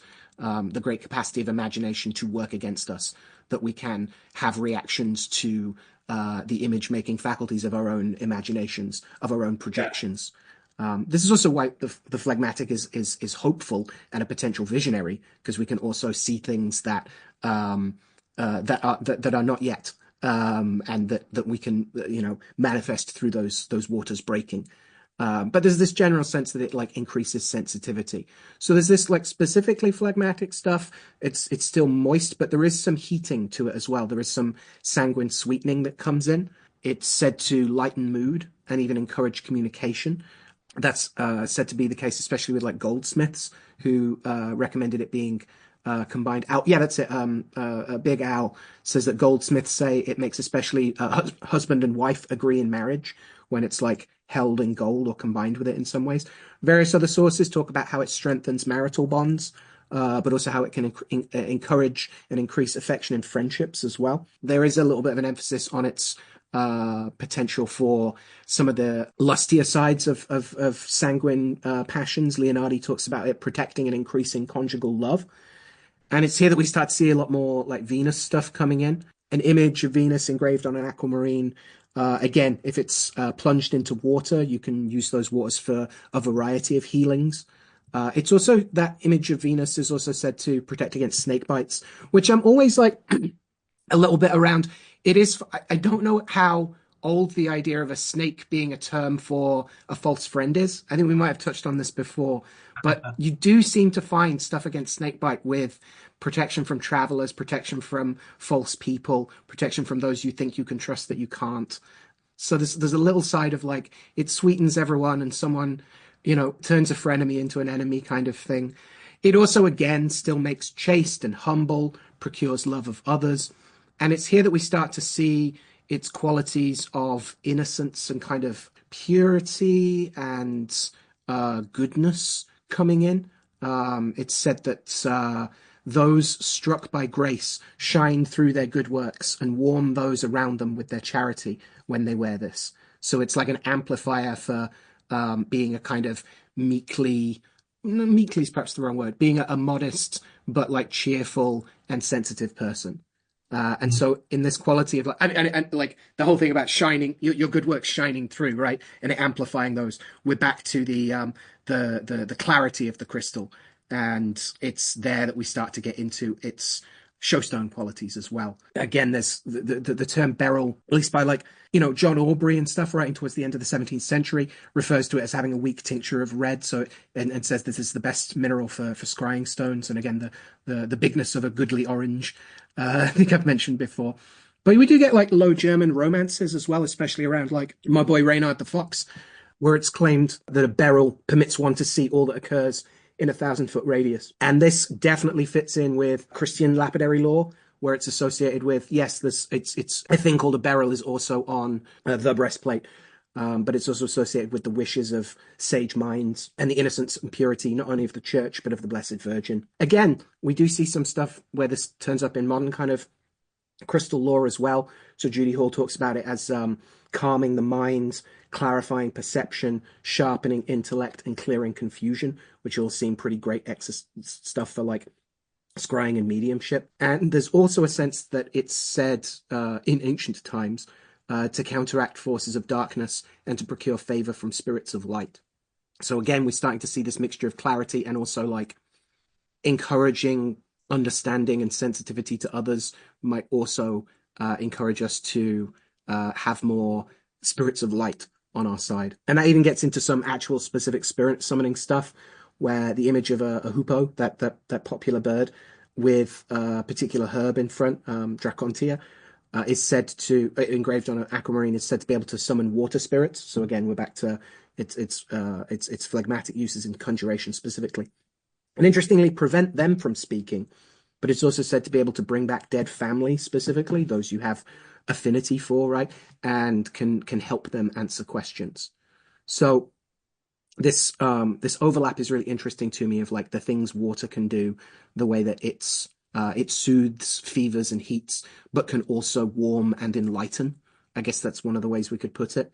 And this kind of this admixture of sanguine and with a heavy like or a light kind of phlegmatic base to it. I like that there's a lot of things that are, especially because you're pulling from great resources of early modern things to look at, and my lovely New Age lapidaries that are here at easy access. I love how some things are rephrased, but are in the same vein in some of these, and it's really interesting of like increasing the sensitivity and expressiveness of those who possess it, including better articulating and transmitting your emotions, Mm, and making it fall upon better ears to hear your emotions. yeah. That it is a purifier amongst many other things, but that appeasement, reflection are big here in this, associated with Wednesday as far as days of the week. But that mercurial in that way, which is interesting, right? Even though planetary rulerships are going to be wherever they're going to be, that if Mm, it's a Jewish stone, it automatically, of course, Jupiter's going to have to come in. mm. But I also, mercurial assignment to anything is always like, but what is it? Is it with good or was it with bad? I still don't know. But that aquamarine, I remember being told by a vendor at one point before an oral exam, carry aquamarine on you, or even to go take the SATs, take the Mm, aquamarine because it's said to bring ability for the mind to conquer emotion with reason, mm, and to recall that which you already know is very prominent in its descriptions. mm. So I like this idea of it being a good luck charm in that way, but that it also clarifies mediumistic perceptions and clairvoyance, Yeah. and that it makes communication with the spirit world more harmonious and more articulate, which now, continually going into maybe we need to start gathering the stuff, but the necessities of praxis here, that Mm, it's easy to envision something with white ginseng and aquamarine as being something to increase mediumship. mm, And the possibilities of making small charms in that way is really fascinating. mm. I'll hold that up of gonna write that down for when we do go into praxis, and I think it'd be fun to follow up on this with each other. Yeah, I love that. I can go off of for future things. The listener addendum there is that we are considering, as Radio Free Golgotha, having a membership or a separate section where we can talk about things in the practical way of how to use these ingredients towards an end. Yes, inspired by the various things that we're doing, but the praxis would provide actual ways to use any of the ingredients that we're talking about, both in singly and apart, and excuse me, singly and apart is the same thing, both apart and apart, space, space, perhaps influencing each other through the other topics of the day, but also to have an invoke section as well that is dealing with the invocation of the saint, the demon, and the dead magician. But Mm, I think that there's a flow here where we're talking about praxis through everything. It's just that invoke might be, as far as a topic, is a different thing because you're talking about something that has a very distinct personality, not a subtle personality. And don't want to say that everyone has to go to and invoke Purson while they're brushing their teeth tonight. But I do. There's a lot of because of its connection to seawater. It's often said it's good to bathe it in a light saline water, mm, to add sea salt to water to kind of recharge it, and to relieve seasickness, amongst mm. it. There's the type of early modern idea that I want to see. I love that it's said to calm the aggressive natures of Aries and Taurus and be one of their primary like secret weapon stones. Um, Ah, calms the horned beasts of the that are there. yeah, Um, yeah, yeah. so that's interesting. And it is a birthstone for March. It's connected to Neptune for the obvious, in my opinion, of appearance. But it's also from the that very, very strange list of the American National Retail Jewelers Association in 1937 decided to block out in this wonderful capitalist way what each of the gifts were for each anniversary. And so for the Hmm.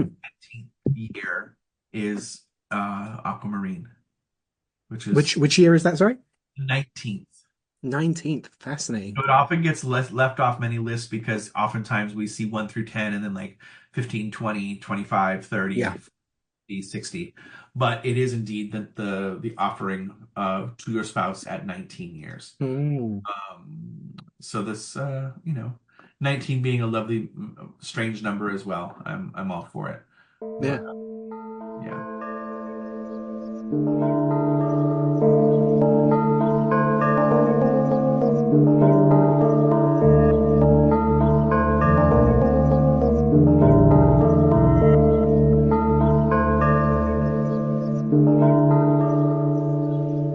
It's interesting because if it soothes in that way, uh, I find one of it's not the earliest conversation I can remember having with you, but definitely in the first octave, let's say, of our meetings and talking, I remember you talking about Toad, the hatred of Toad. Uh, Yeah.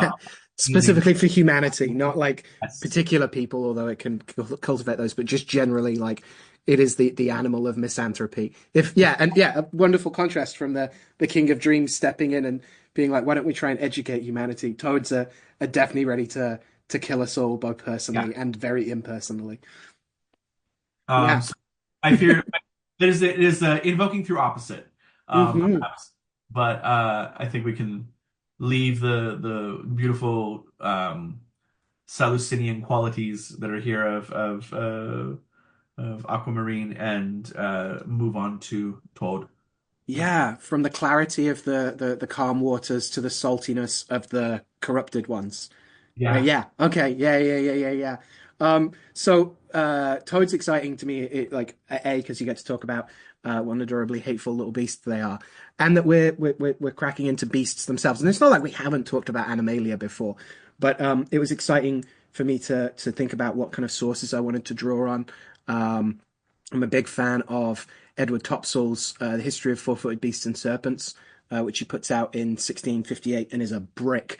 Um, and is a wonderful example of that early modern mixture of stuff that you'd absolutely call straight up natural history and zoology, as well as a wealth of folklore and strange, well, not so strange, but admixtures of magical and medical stuff.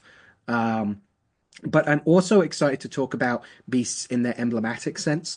And it was a great prompt to go back to Randall Holmes' Academy of Armory, which is an armory, is a book of heraldry, but it's also just like, and it comes out in like 1688. It's also just this fascinating, it's not even a survey, it's a compendium of like pre-modern visual culture.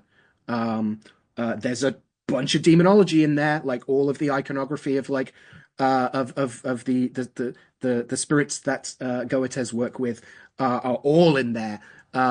There's a range of things about like stationery, about how you should if you want really black lines, you should not just use black ink, but you should use a quill from a raven because they are the blackest black.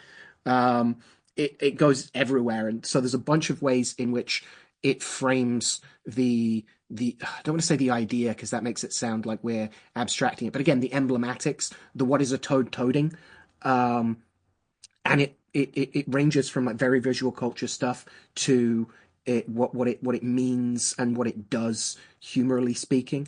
Holmes says the toad is the emblem of choler, and he just says splen, so the splenectic, the of the spleen, but also of the biles of of the body and that which is ejected through the eyes. He says it denotes a hasty, angry, pettish person that is easily stirred up to anger, whereunto he is naturally prone from his birth. And this is a fascinating feature that, like, as Topsell will talk about it's so linked to water. It's and not like he says there's like two kinds of toads, basically the ones that are primarily land and the ones that are primarily of the waters. But he also says like they don't use the word amphibian yet, but there is acknowledged that they live in both worlds. But this idea that, oh, that phlegmatics might have all those dreamy qualities of themselves, but also precisely because they are unaccustomed to anger, they can overreact with it as well. And so again, the idea of ill humors, of an ill balance, that which throws us out of our groove, is the way that a lot of medieval writers talk about it. That if your body is not accustomed to spicy things, they're gonna be more intense, and if you're not accustomed to expressing spicy emotions, they're going to be even more intense as well. Yeah. The all sorts of ways that you hear not just toads, but also the link with.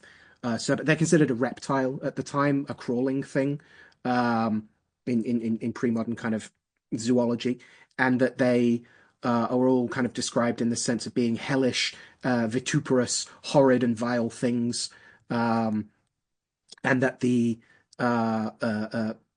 we use them in heraldry to deter not only the bearer but also the beholder from becoming like them by degenerating. For all are not military civil, yet may thereby become civilly honest. So it's this warning symbol, amongst other things. Mm. Um, yeah. There's a bunch we could I could get into. They have a bunch of enemies of other animals. That's a thing that Agrippa often rehearses when he's talking about sympathies and antipathies. It's said that toads are especially noisome and hurtful to bees, for instance. Um, they're also enemies. There's a lot of animals that kill them that won't eat them, which is again regarded as like a sign, unless it's like absolute famine conditions, which is again regarded as a sign of their toxicity, effectively. Um, and that toxicity has all sorts of like apotropaic qualities as well. They're said to drive away dogs. Um, that they that the venoms that they express are utilized for a variety of specific like poison, hurt, kill people, but also to corrupt a space, or the wildlife that's there, the climatology of the place.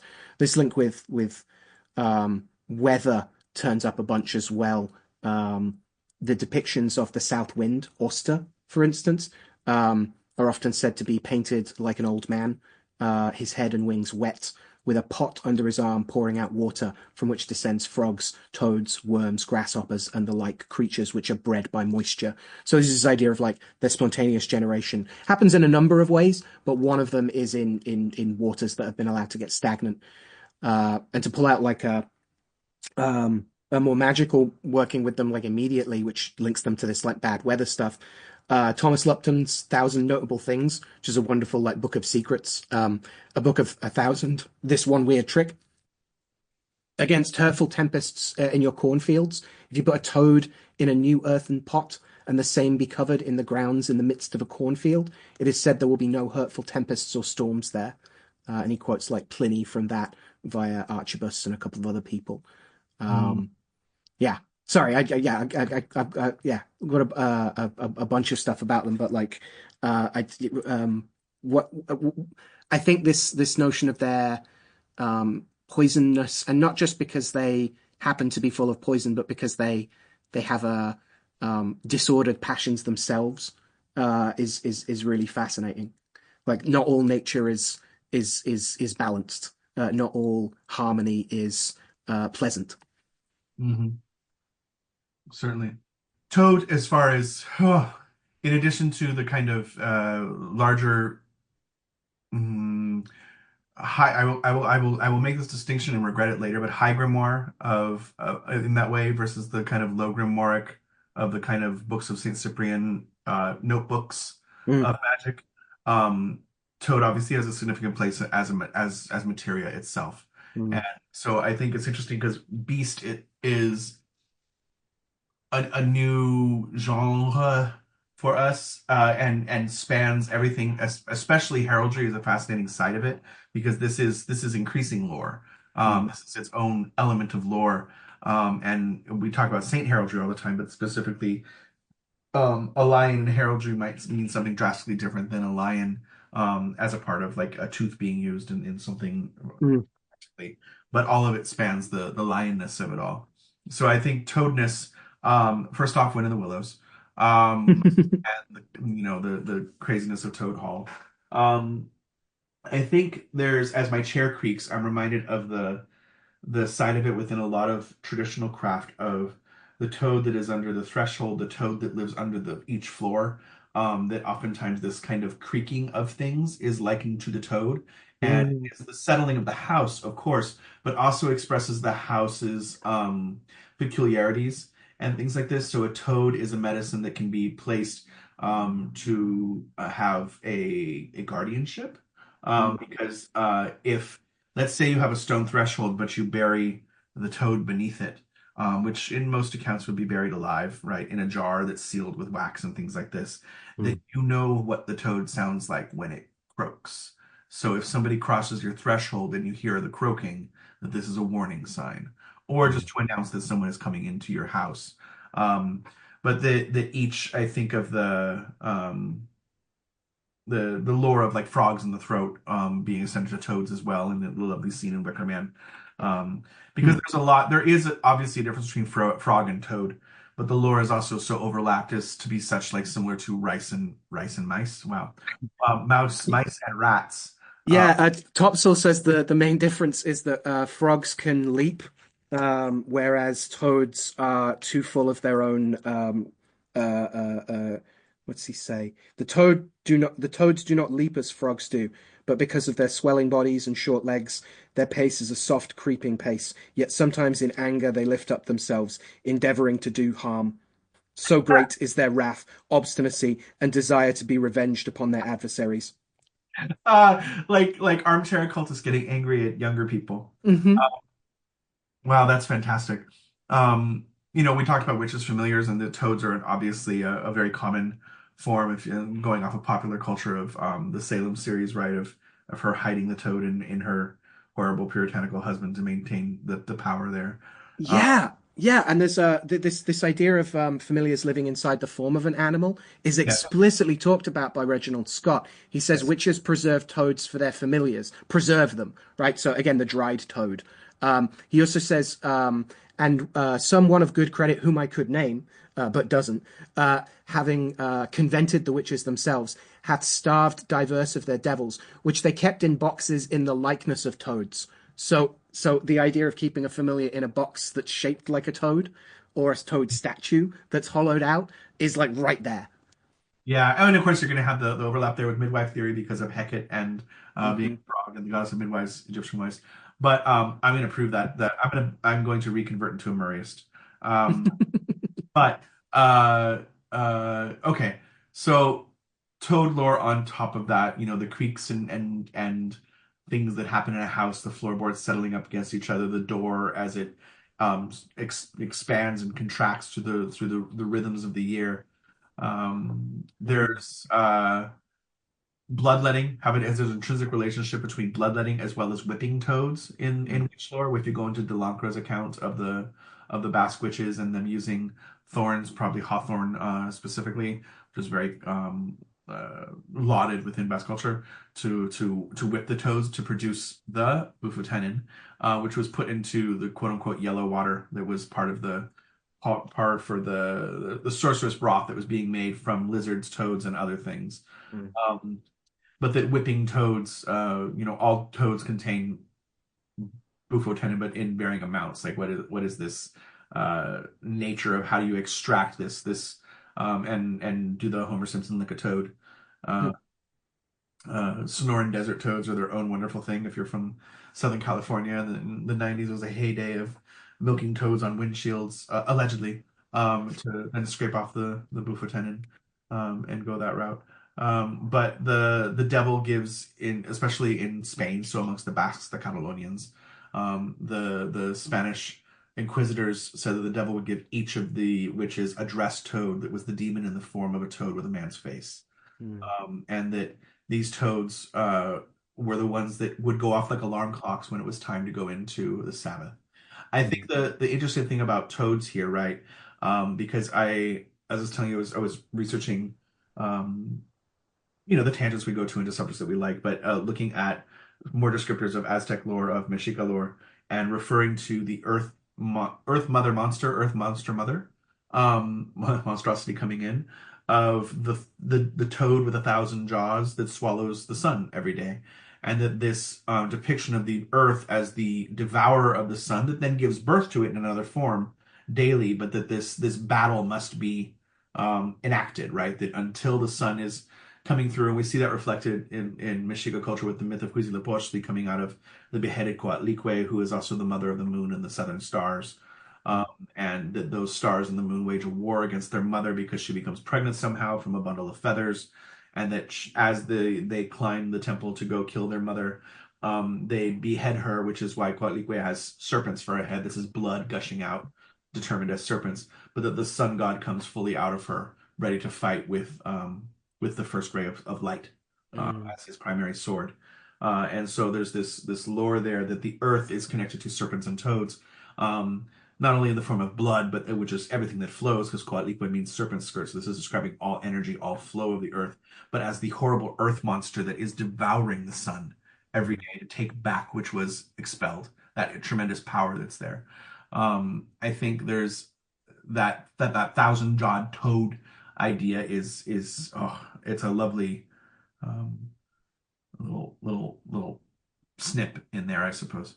Yeah, I love that. I like Uh, that. where was I going with that? There, I think the notion there too of the sun, the toad that is devouring the sun, in this monstrous form, is also because toads announce themselves. They are always symbols of twilight, right? They announce themselves. They are crepuscular beings. This Mm. is the sound. You have them announcing the night in the same way that roosters are said to announce the morning, but anybody with roosters will tell you that roosters just announce themselves. They will crow whenever the fuck they want. But yes, they do crow first thing in the morning when they actually wake up, which could be 3 a.m. Um, but you have this pairing then between the cock and the toad, and other things of this kind of sunrise, sunset nature, going into the dark. So because of that, I would even posit the toad is a wonderful thing to talk about at this time of year as we go into the twilight of the year, going into the dark. Uh, Yeah, yeah. Holm actually talks about how the horned toad, is horned because of its voice, not because of its like its little horns. He says so called because its voice is like a cornet. And he elsewhere describes other toads in general as having shrill voices like a small bell or trumpet.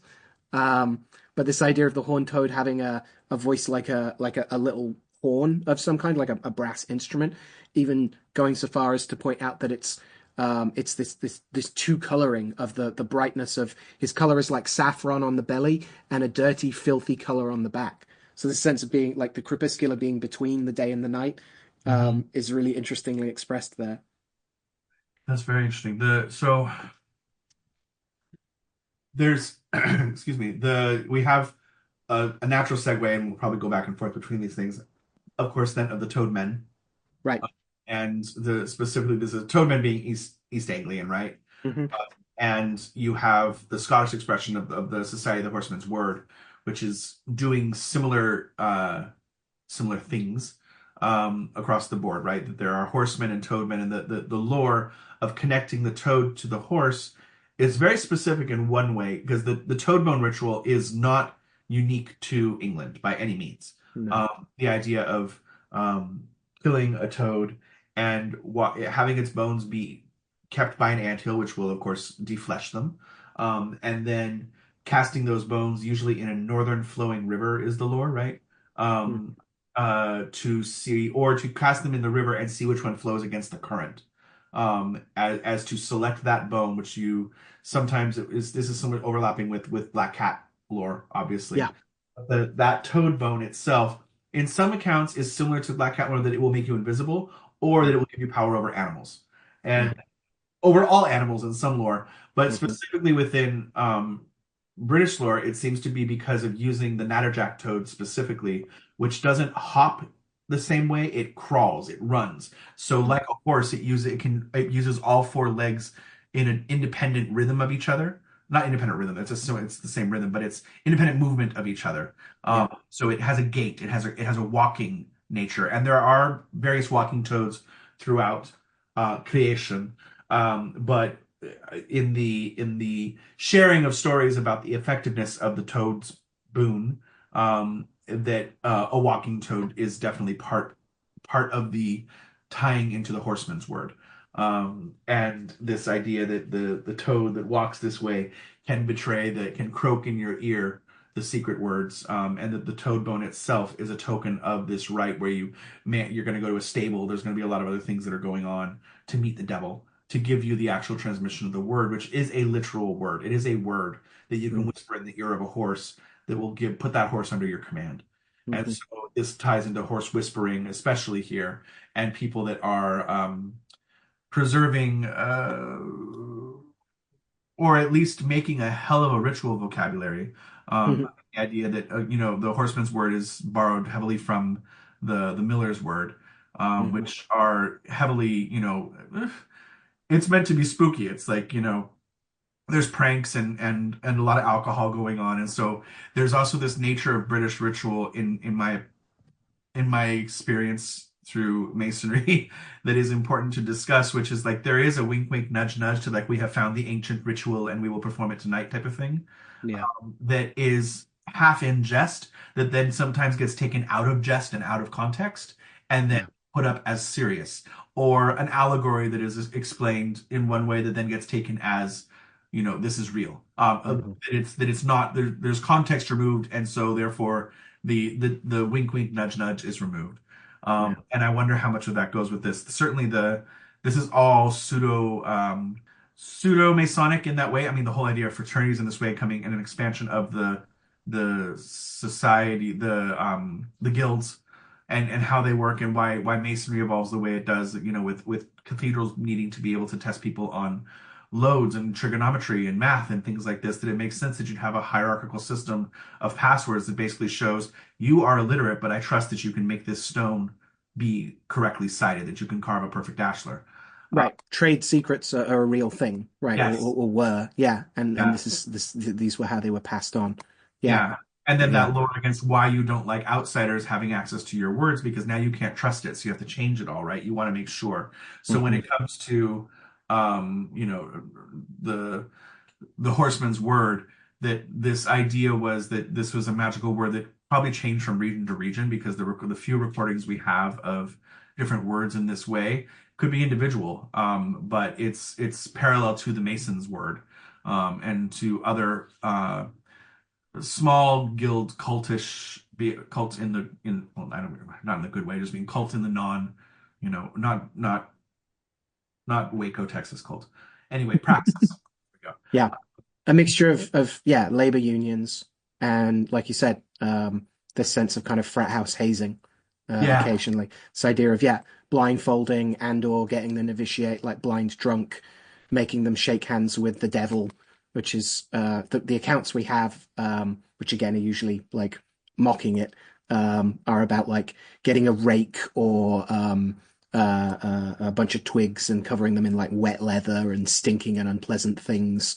It's very yeah, sort of feeling the Halloween eyeballs sort of stuff, if we want to be yeah, yeah, cynical. yeah. But it's also a social initiation, a scary thing that the old men laugh at you about pissing your pants at, and then ideally show you the actual ropes, right? Yeah, exactly. Yeah, yeah. So this idea of like meeting the unpleasant, at your worst, and also at a point where you must progress. If you, there must be something that happens if you are to progress any further, is interesting to me. Um, yeah, yeah.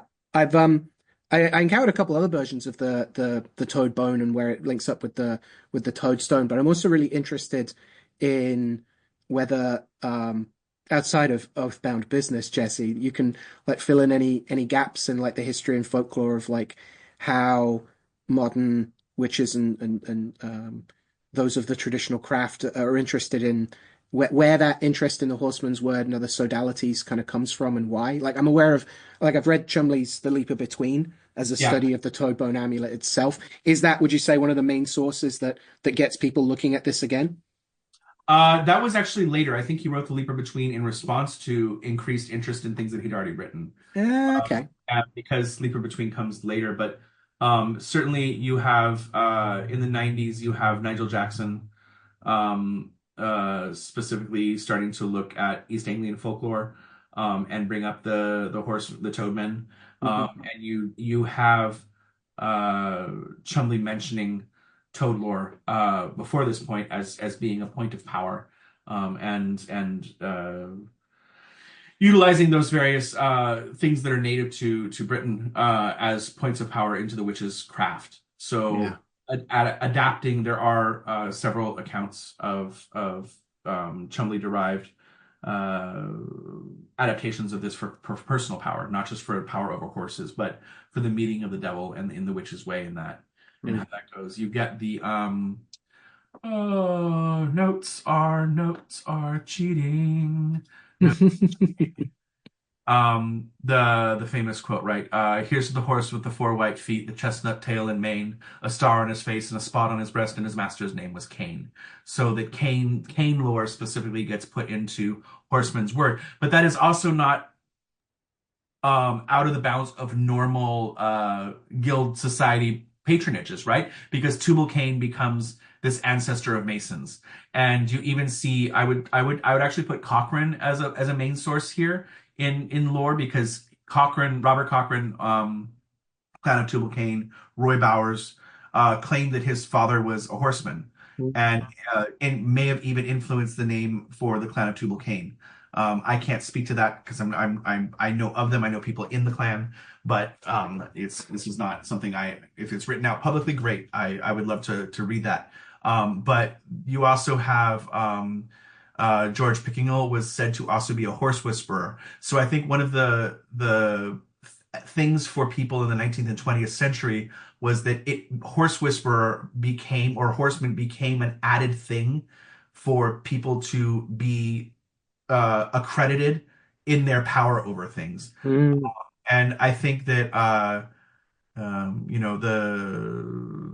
or as Hutton actually is the one that made the observation. I believe that Cochrane released his work in 1962, right, which is the revival of the old craft, according to Pickinghall.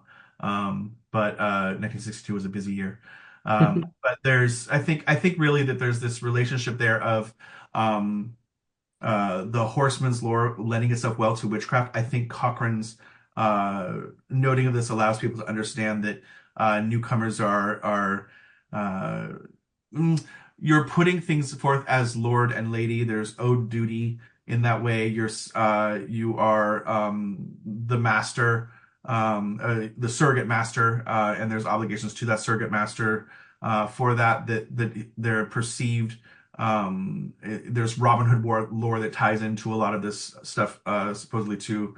Mm. I think that the template is there throughout a lot of British folklore already. I think that specifically with Cochrane relying on it, I don't know if Rock Cochrane is the first by any means, but I do think that it's kind of an accusation amongst like, oh, he's a horseman, he's one of those weirdos. There is that. I will find it and link to it in the footnotes. But there is a YouTube clip that has been out there for many years from, I believe it was a mini series, or not necessarily a movie of children observing a man doing the toe bone ritual because he's a horseman Mm. and lovely folk horror stuff going on there, and that the horsemen are tied to Martinmas as it is. So this anything done around Halloween is going to have this witchy feeling Mm. as to what's going on. So you have the borrowing from masonry of little snippets of like to heal, conceal, and never reveal to write, Mm. neither write nor dite nor recite nor cut nor carve nor write in sand. This is pure from Freemasonry of the time, and like it's similar to that, right? Like if 1717 is Grand Lodge, but the making of a Grand Lodge implies that there were lodges before that, Yeah. and it's just a unification there. So I think the Horseman's word of power that's there is this increasing kind of the toast to Cain as a diabolic figure, like or as the understanding of Cain as a diabolic figure, gets brought in there. I think that there's something greater explorations into British craft that can be done there through the aegis of using Lilith and Samael or Lilith and Cain as the Mm. Lord and Lady of the craft. Whether that goes through the Morning Star line and other covens that are out there, and various traditional crafts that exist in contemporary to Wicca and even before, Mm. as far as societies. And I think the Horseman's Word lends itself well in that way of like, um, in the way that Ashmole kind of made masonry go from a low class pragmatic guild to an esoteric lore, Yeah. or assisted in that. I think that the Horseman's Word has been ripe for the picking for a similar kind of I will be the person that uses this lore for my witchcraft. Um, Yeah, yeah, that makes a lot of sense to me. Yeah, the encounters like when I've encountered it in law and a couple of occasions of talking to um some some farmers' sons and stuff like the idea of the horseman's word is like a specific charm to make a horse stand still is often linked to like good blacksmiths that can shod a horse. Like that's when you need a horse to stand still. And we get those charms as a like without any of the sense of something that you're initiated to. They're like, the the Albertine Book of Secrets, it's called the Egyptian Secrets, is the Egyptian Secrets of Man and Beast, and has a bunch of like how to make wild game and other animals stand, which is partly about hunting, and obviously like has other context in terms of like demonstrating power, but like the main ones I've heard are about like yeah, literally like getting a stubborn horse to stand still and to lift its feet and to not crush you when you need to get its shoes off and put new ones on. yeah. There's one for there's one with the Magi, obviously like linked to camels, but also horses sometimes as well.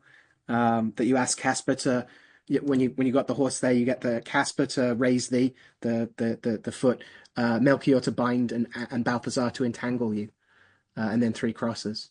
Hmm. Yeah. And like likewise, there's a bunch of stuff that comes out of horse stuff that then gets used for a bunch more of the like overall power. I'm thinking here of like where the word is accompanied by like the oatcake mixture of like there's a bunch of different recipes for them from region to region, but generally you hold it under your armpit and what you touch while you say the word you have power over, which has a bunch of overlaps with other works of dominance, but is also especially linked to using powdered hippomane, which is the if I've not talked about that before, is when a foal is born, it has like an extra kind of placenta thing, usually around its forehead. And it's said that if, and the mother will usually eat that while she's like licking the foal and making it stand up. Stand up, Bambi. But if you take that, it's said to contain the mare's love for her foal, and it's then powdered love that you can then use in a variety of what are euphemistically called loving cups, are effectively like familiar with the date rapier side of things that get called aphrodisiacs. But also that can get put into the oatcake mixture of things, which then expands it from not just horses, not just command of animals, but also of women and even anyone else you want to have dominion over. Interesting. Yeah, I think look, there's a couple things that come to mind with this too of uh when you're talking about the toad's bone, and we've talked about the toad's stone before, I believe, right? Uh Yeah. way back. But the toad's bone itself, it is of no coincidence that a toad's pelvis looks like a stirrup. Mm, So whether or not this is the one that for you goes backwards against the stream, I think it's very telling that this looks like the thing that you would stick your foot into, right? This is yeah. the belt that allows you to ride safely, to stand upon a horse and use a bow and arrow as well, right? Mm. This is the key. But what I do think, in answer to your question, okay, here's my bibliography notes right here. Uh, okay, so there's already lore going all over the place about the horseman. In 1879, which you get a plowman who became a grocer and who's a critic of society. 11 years at farm work, being a true tale of farm servant life, 1879. Talks about how, without betraying any secret, it may be said the real philosophy of the horseman's word consists in a thorough, careful, and kind treatment of the animals combined with a reasonable amount of knowledge of their anatomical and physiological structure. So there's this Mm. proposition even in the 1800s here where Yeah. really what it is it's you are initiated into the society through this kind of pseudo-Masonic ritual where then they taught you trade secrets like peppermint, licorice, and cinnamon and linseed will make a horse move forward if they smell it on your hands. Yeah. And like that, that you would wipe it on the trainer's forehead, and it would draw the horse to them because they were curious about the smell. Yeah. So there were certain substances that were used. It was knowing that you could play tricks on new people and put burrs under the tail to make the horse irritated and it wouldn't do what the person said. And so then an older person would come in and pet the horse and remove the burrs and talk to it lovingly. And the horse knew it was partly a show to Right. guarantee that people would hire you. And Yeah. I don't have a problem with that. I think that's fantastic. Yeah. But you see in 1929, Primitive Beliefs in the Northeast of Scotland, J.M. Macpherson, I believe is one of the first, and this is coming from the horseman'sword.org.uk. They have a lovely bibliography here that I wrote down. So the claim that without betraying, sorry, that's the earlier one, that the idea of society was perhaps a survival of ancient pagan cult that had been persecuted in the witch trials in the early modern period. So then that lays the groundwork for, because that's coming off of Murrayism and it's coming out of Mm. undoubtedly Fraser, right, influencing people into look into the history of pseudo-religious beliefs and folklore as perhaps expanding themselves and evolving into new things. Yeah. But by the time you get to Thomas Davidson writes an article on the subject of the horseman's word in 1956, and then George Ewart Evans, who in the 60s and 70s published like The Pattern Under the Plow, Horse Magic and Horsepower and Magic in 1979. Oh, Uh, yeah, yeah, yeah. but so he's starting to talk about this expanding upon the theory of a pagan survival and adding to this idea of these small folkloric societies in the countryside are where these things survive. The pastoral nostalgia kicks in. Wicca's going through the 70s expansion, and so it starts to root in the land itself, which Wicca Mm. always was. Wicca was very rooted in what was known, right? But that's why part of its charm is that it spoke to a uniquely British spirituality. Mm. It is the main British religion export. Um, but so and then Hamish Henderson in 1962 details a lot of it on how it rises up in the 18th century, and Ian Carter in 1979 does a study of agricultural life in Scotland. You then get Leaper Between and Chumbly and these things. You get in 2009 the Society for the Esoteric Endeavor publishes the Society of the Horseman's Word, Mm. which is a lot of 20th century texts. I like this account on Historic UK. They give a good kind of patterning of just different influences that might have gone into it, including various Celtic survivals. There's also an account in June 1989 that publishes the Oath of the Horseman's Word, uh, Mm. and that the belief that a member was initiated a few weeks ago. And uh, so the description in the day before tractors, when all farm work was done by horses, it was a great thing to be a skilled horseman, and a good horseman knew his own worth. Throughout Scotland, including Orkney, the young halfling had to serve his apprenticeship before he could be initiated to the rank and dignity of horseman, but in due course the time for his initiation came. This was done at a ceremony that took place in the barn in the middle of the night. It was usually conducted by four horsemen. Um, Notice the symbolism there. And the Mm. novice had to bring with him a loaf, a bottle of whiskey, and a candle. He was blindfolded, led to the altar, which was often made of pressing a bushel measure down on a sack of corn.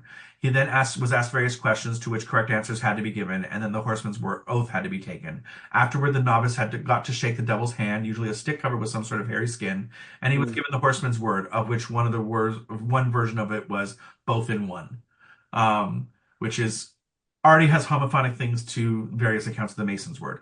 Then the oath, which in Orkney was as follows. I do now and ever swear before the Almighty God and all these witnesses that I shall always heal, conceal, and never reveal any part of the secret of horsemanship which is about to be revealed to me this night. That's standard masonry format. Mm. Furthermore, I solemnly vow and swear that I will neither write nor indite it, cut or carve it, or engrave it on wood, sand, or snow, parchment, stone, brick, tile, clay, or anything movable under the whole canopy of heaven, nor yet so much as wave one single letter with a finger in the air from which it was anything may become known therefrom. Also standard masonry. Furthermore, I vow and swear that I will never give it nor see it to a tradesman of any kind except a blacksmith or a veterinary surgeon or a horse soldier. Likewise, I shall never give it nor see it given to a farmer or farmer's son unless he be working his own or his father's horses. Furthermore, I will never give it or see it given to a fool or a madman, nor to a drunkard, nor to any man that would abuse his own or his master's horse with it, nor to anyone below the age of 18 or above the age of 45, nor to my father, mother, sister, or brother, wife, nor witch, nor to any womankind. Furthermore, I will never give it to see it given to anyone after sunset on Saturday night, not before sunrise on Monday morning. Furthermore, I will never abuse nor bad and use any man's horses with it, and I will see a brother do so, I will tell him of his fault. Furthermore, I will never advise anyone to get it, nor disadvise anyone from getting it, but leave everyone to his own free will and accord. Furthermore, I will never see it given, nor give it for less than £1 sterling, a loaf, and a bottle of whiskey, and I will never see it given, nor will give it unless there are three or more lawful sworn brethren present, Masonic, after finding them to be so by trying and examining them. Furthermore, I never refuse to attend a meeting if warned within 3 days, except in exceptional cases such as a house on fire, writing for a doctor, or a woman in travail. If I fail to keep these promises, may my flesh be torn to pieces with a wild horse, and my heart cut through with the horseman's knife, and my bones buried under the sands of the seashore, where the tide ebbs and flows every 24 hours, so that there may be no remembrance of me amongst the lawful brethren. To help me God to keep these promises. Amen. This is masonry. Mm. Like this is pure follow the format of already printed first degree initiations of entered apprentice and going through including the punishment, which is the entered apprentice punishment. Yeah. And in this case, it's bones buried in the sand, but this is the tongue buried in the sand in the published accounts of masonry.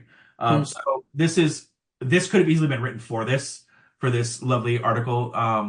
So they are the Orcadian that this appeared Mm. in 1989, but it's still the lore is still there. There's still people that are putting onto this, and you can tell here it gives a hint, or at least this tone is in belief that there is something serious being done, but it is truly also, in the context, I would say, in the larger context that's been established, that there is a pseudo-Masonic ritual being contextualizing an authority that is given from master to apprentice to allow them to start their trade and to bring them into the fold of people who are sharing secrets amongst each other for best practices. Uh, Yeah. Yeah.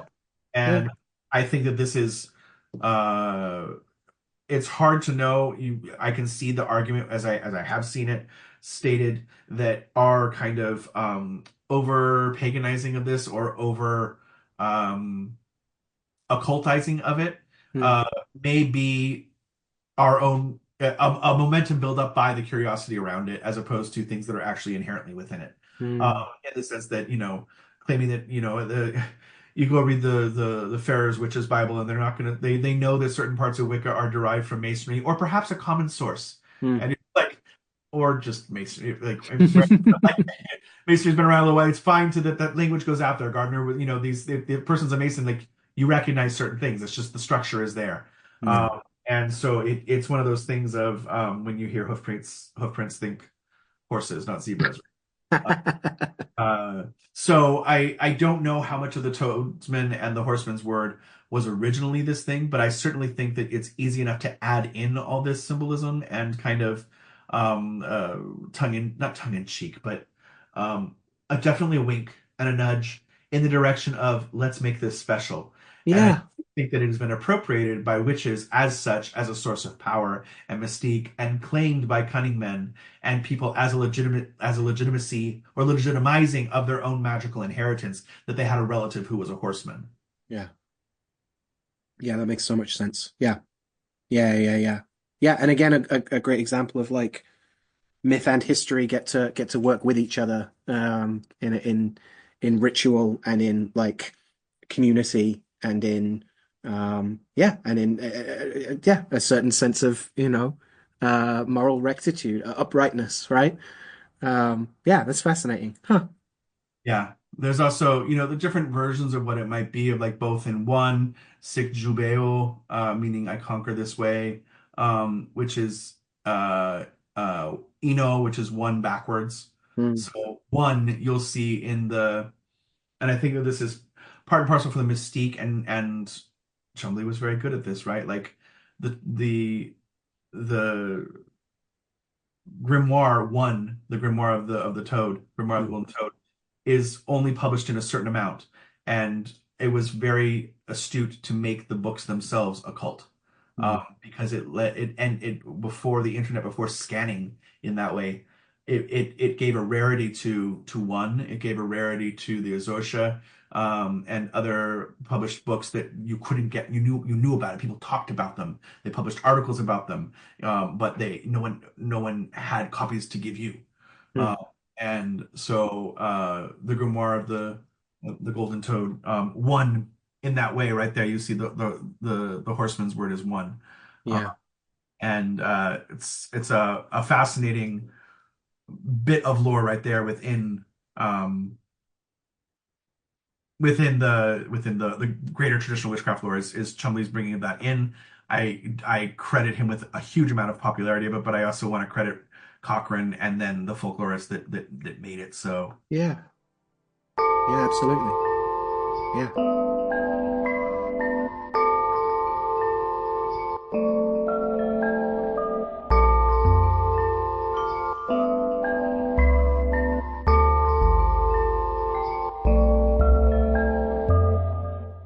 Okay, so Toad and Horseman's Word, yes, wonderful. I mean, okay, Chariot is an easy one here. I mean, like, shit. Um, Horse-drawn chariot, right? As far as its token to Martin of Tours, to Hmm. Caballero, to the horseman and the plowman, right? So like, there are connections, of course, to the chariot to Tubal Cain as well as the chariot can sometimes be viewed by some people as the plow, not just the chariot.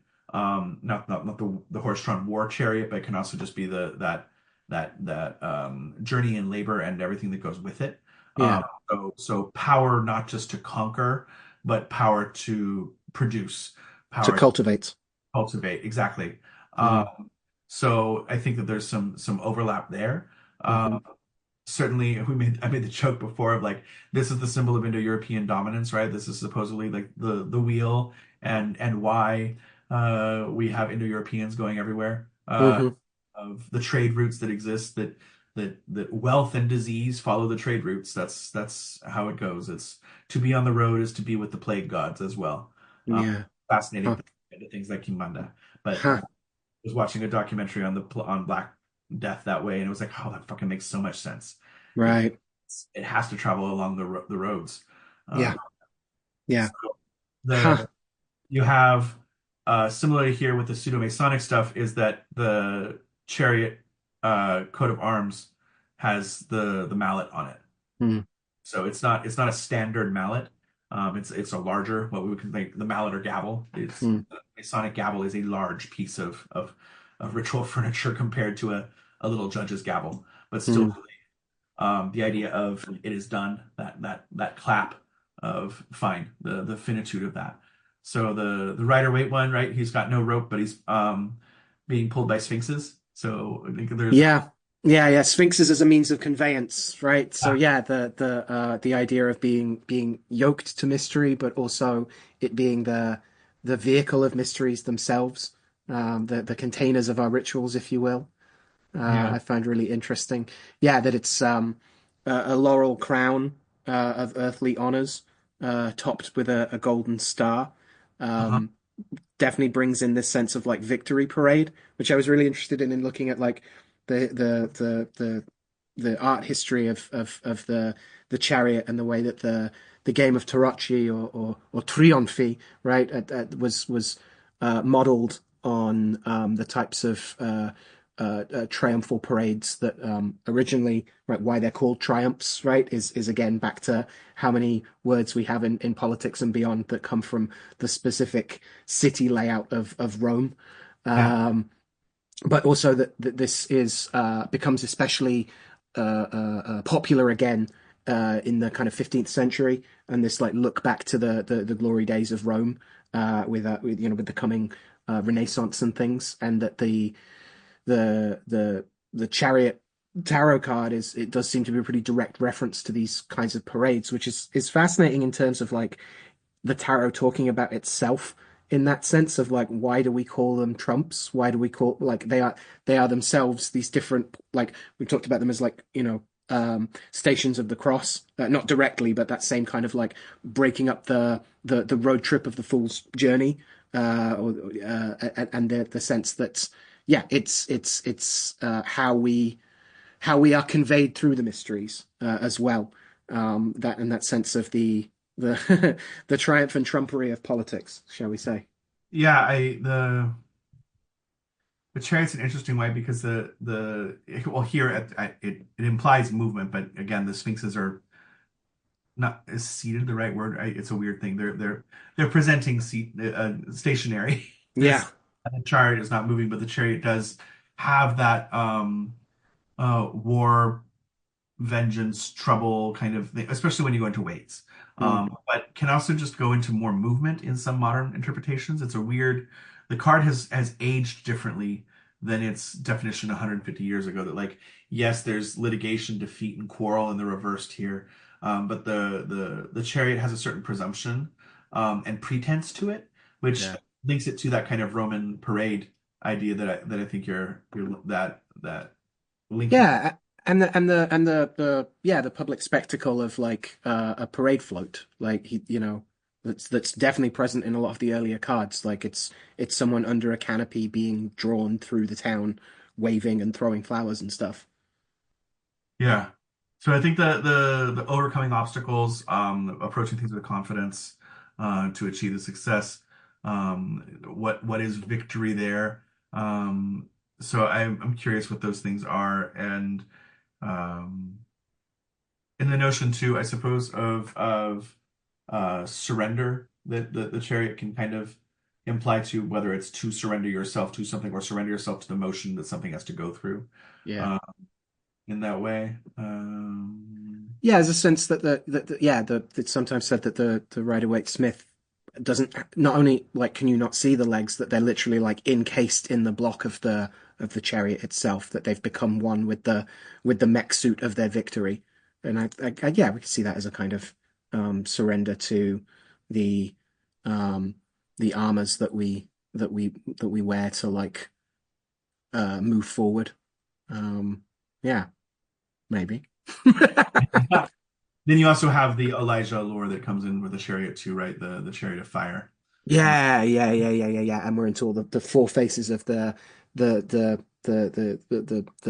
cherubim stuff, and the Hayot, the living things of four wings, and and also the Ophanim, right? The wheel yes. ones, and the wheels within the wheels, and that they're not directly under the chariot, but are nearby in its perimeter.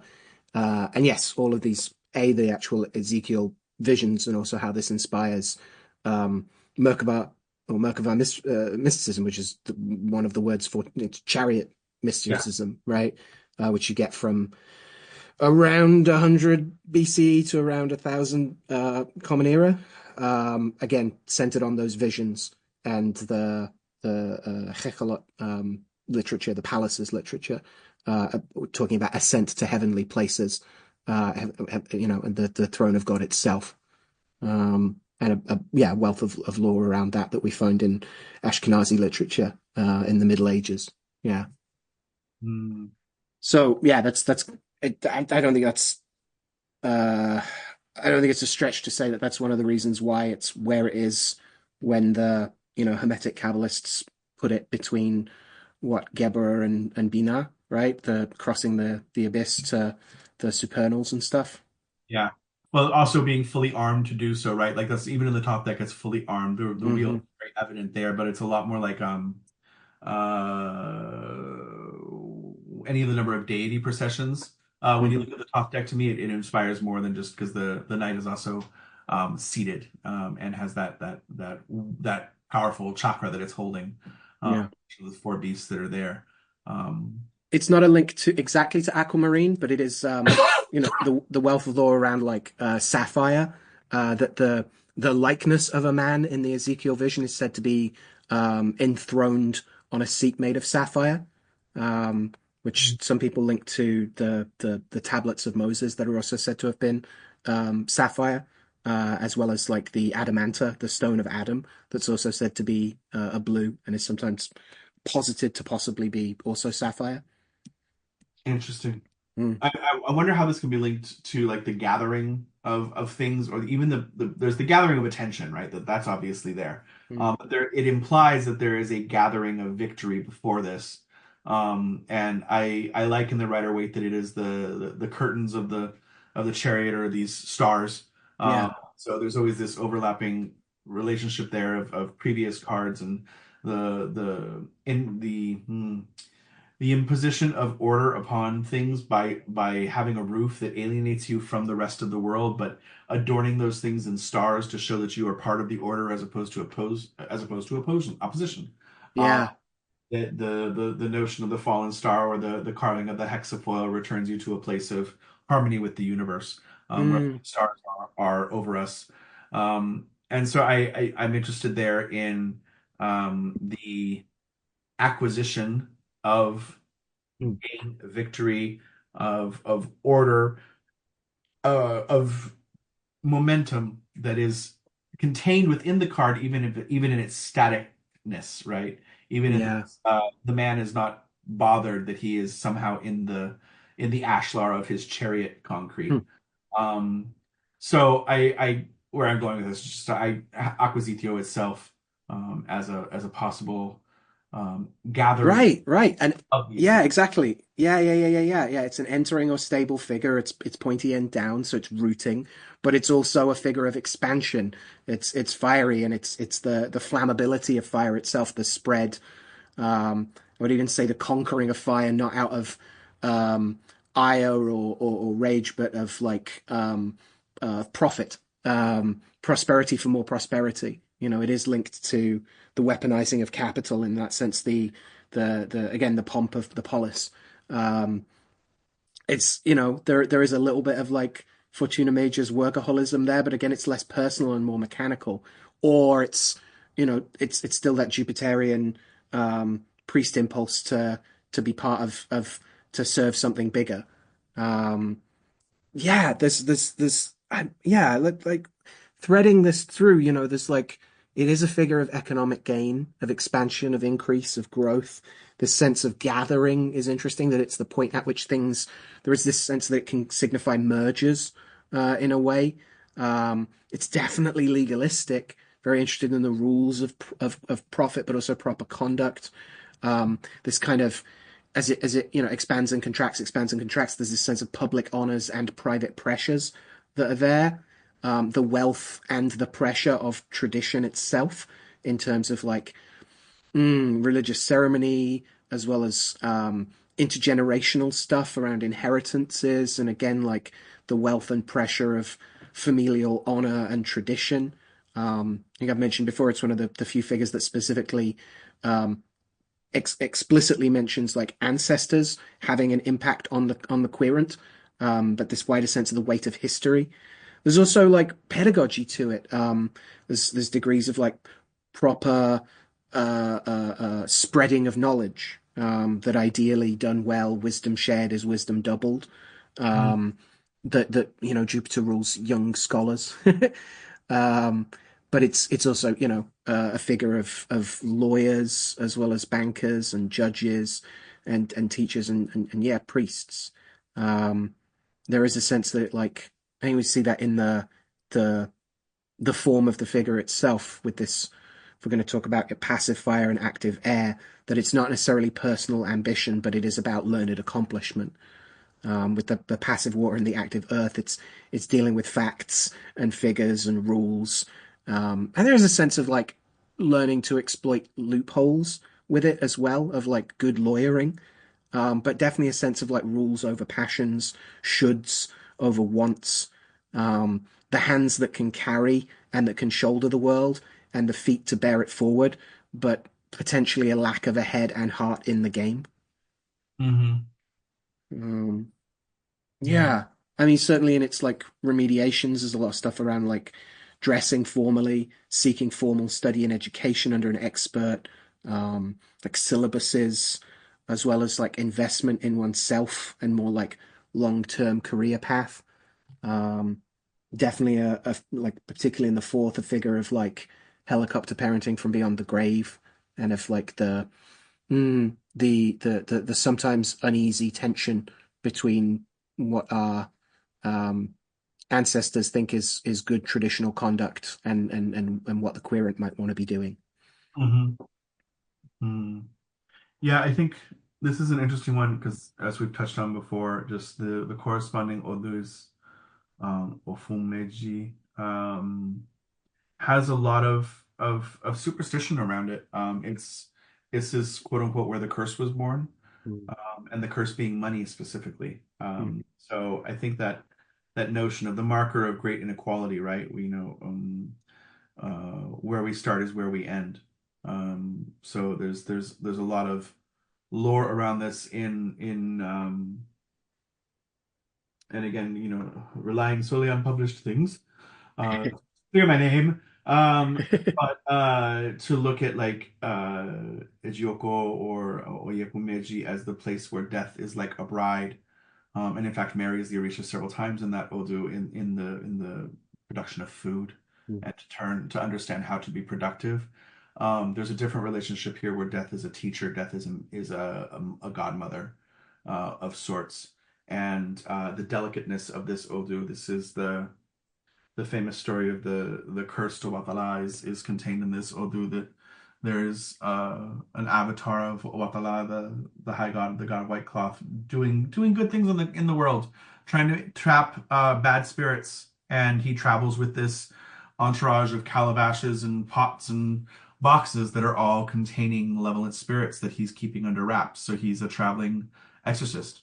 mm, And he goes to a town and he doesn't have a wife, so he hires the neighbor's girl, who in the Cuban stories is Ananagu, is her name, and she helps him by cleaning and cooking, and he pays her, and he goes and does his work, and comes back, and he tells her, whatever, you just don't go on the other side of that sheet and mess with anything.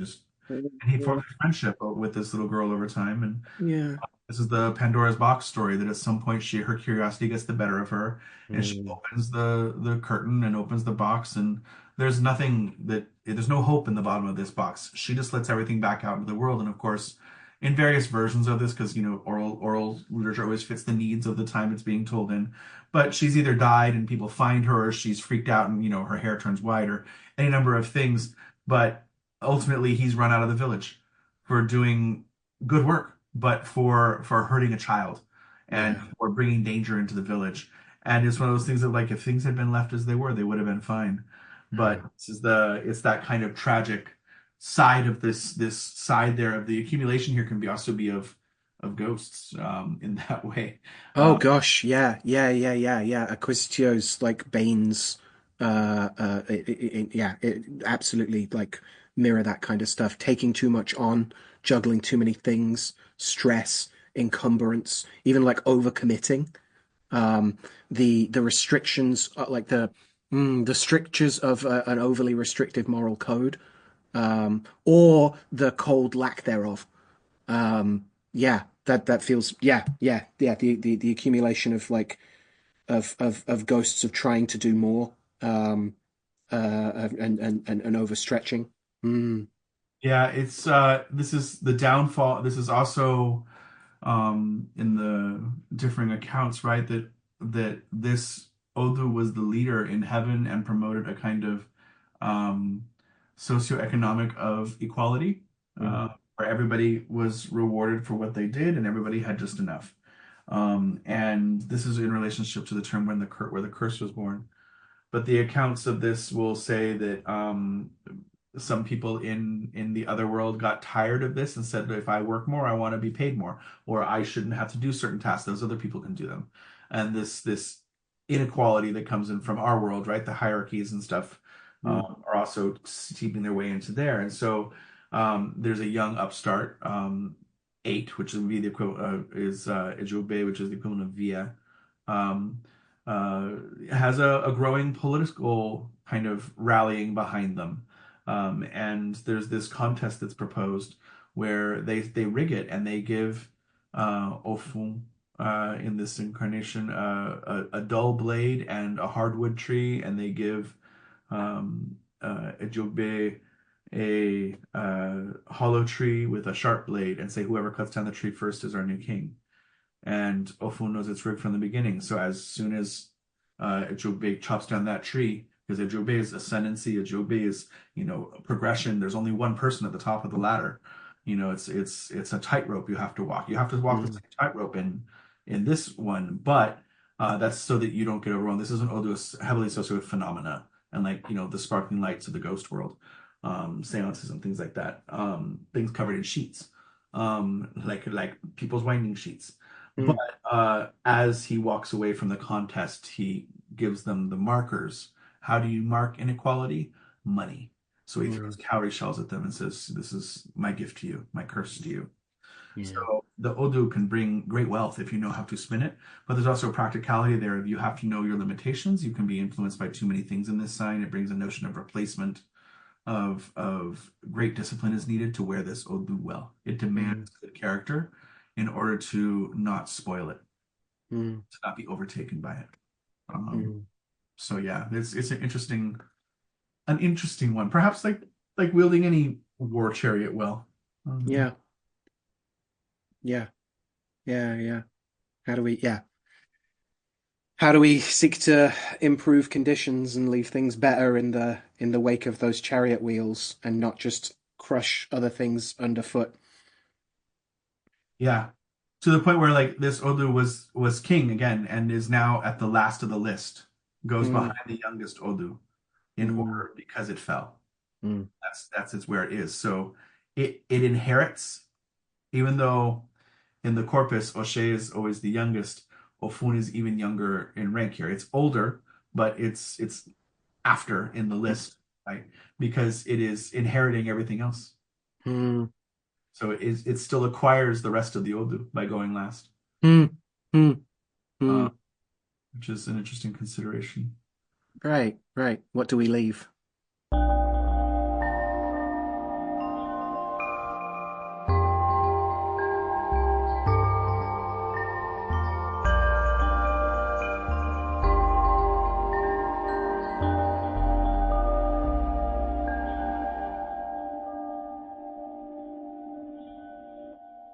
Yeah. Mm, mm, Hmm. So, all right. The last couples, which we'll get through because why not? Uh, mm-hmm. so in the exploration of day signs, it's interesting because I'm gonna try and I'm gonna go for it. I think the notion of it is interesting because the figures of the day signs, quick lowdown on Aztec calendar, which is going to be based on the Tolkien of the Maya, and a lot of calendrical systems in Mesoamerica that are overlapping in form and function here. The Mexica, quote unquote, Aztec calendar.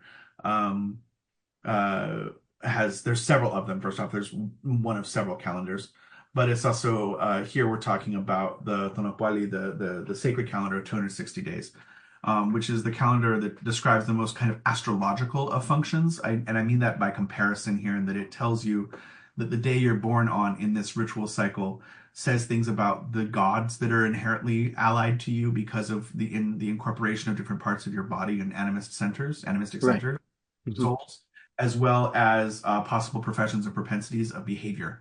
And that there's this controlling of this by the midwives as well and the daykeepers. And daykeepers and midwives always go hand in hand. Although daykeepers are traditionally male, there is record of female ones, and midwives are traditionally female as well. So there's this idea that the diviner and the midwife are working hand in hand, tandem, to determine how to help this child into the world. There's prayers that are said and everything that goes along this way. Yeah. But that if you're born on an inauspicious day, they would cover you and not expose you to the sun because you are not born until the sun sees you.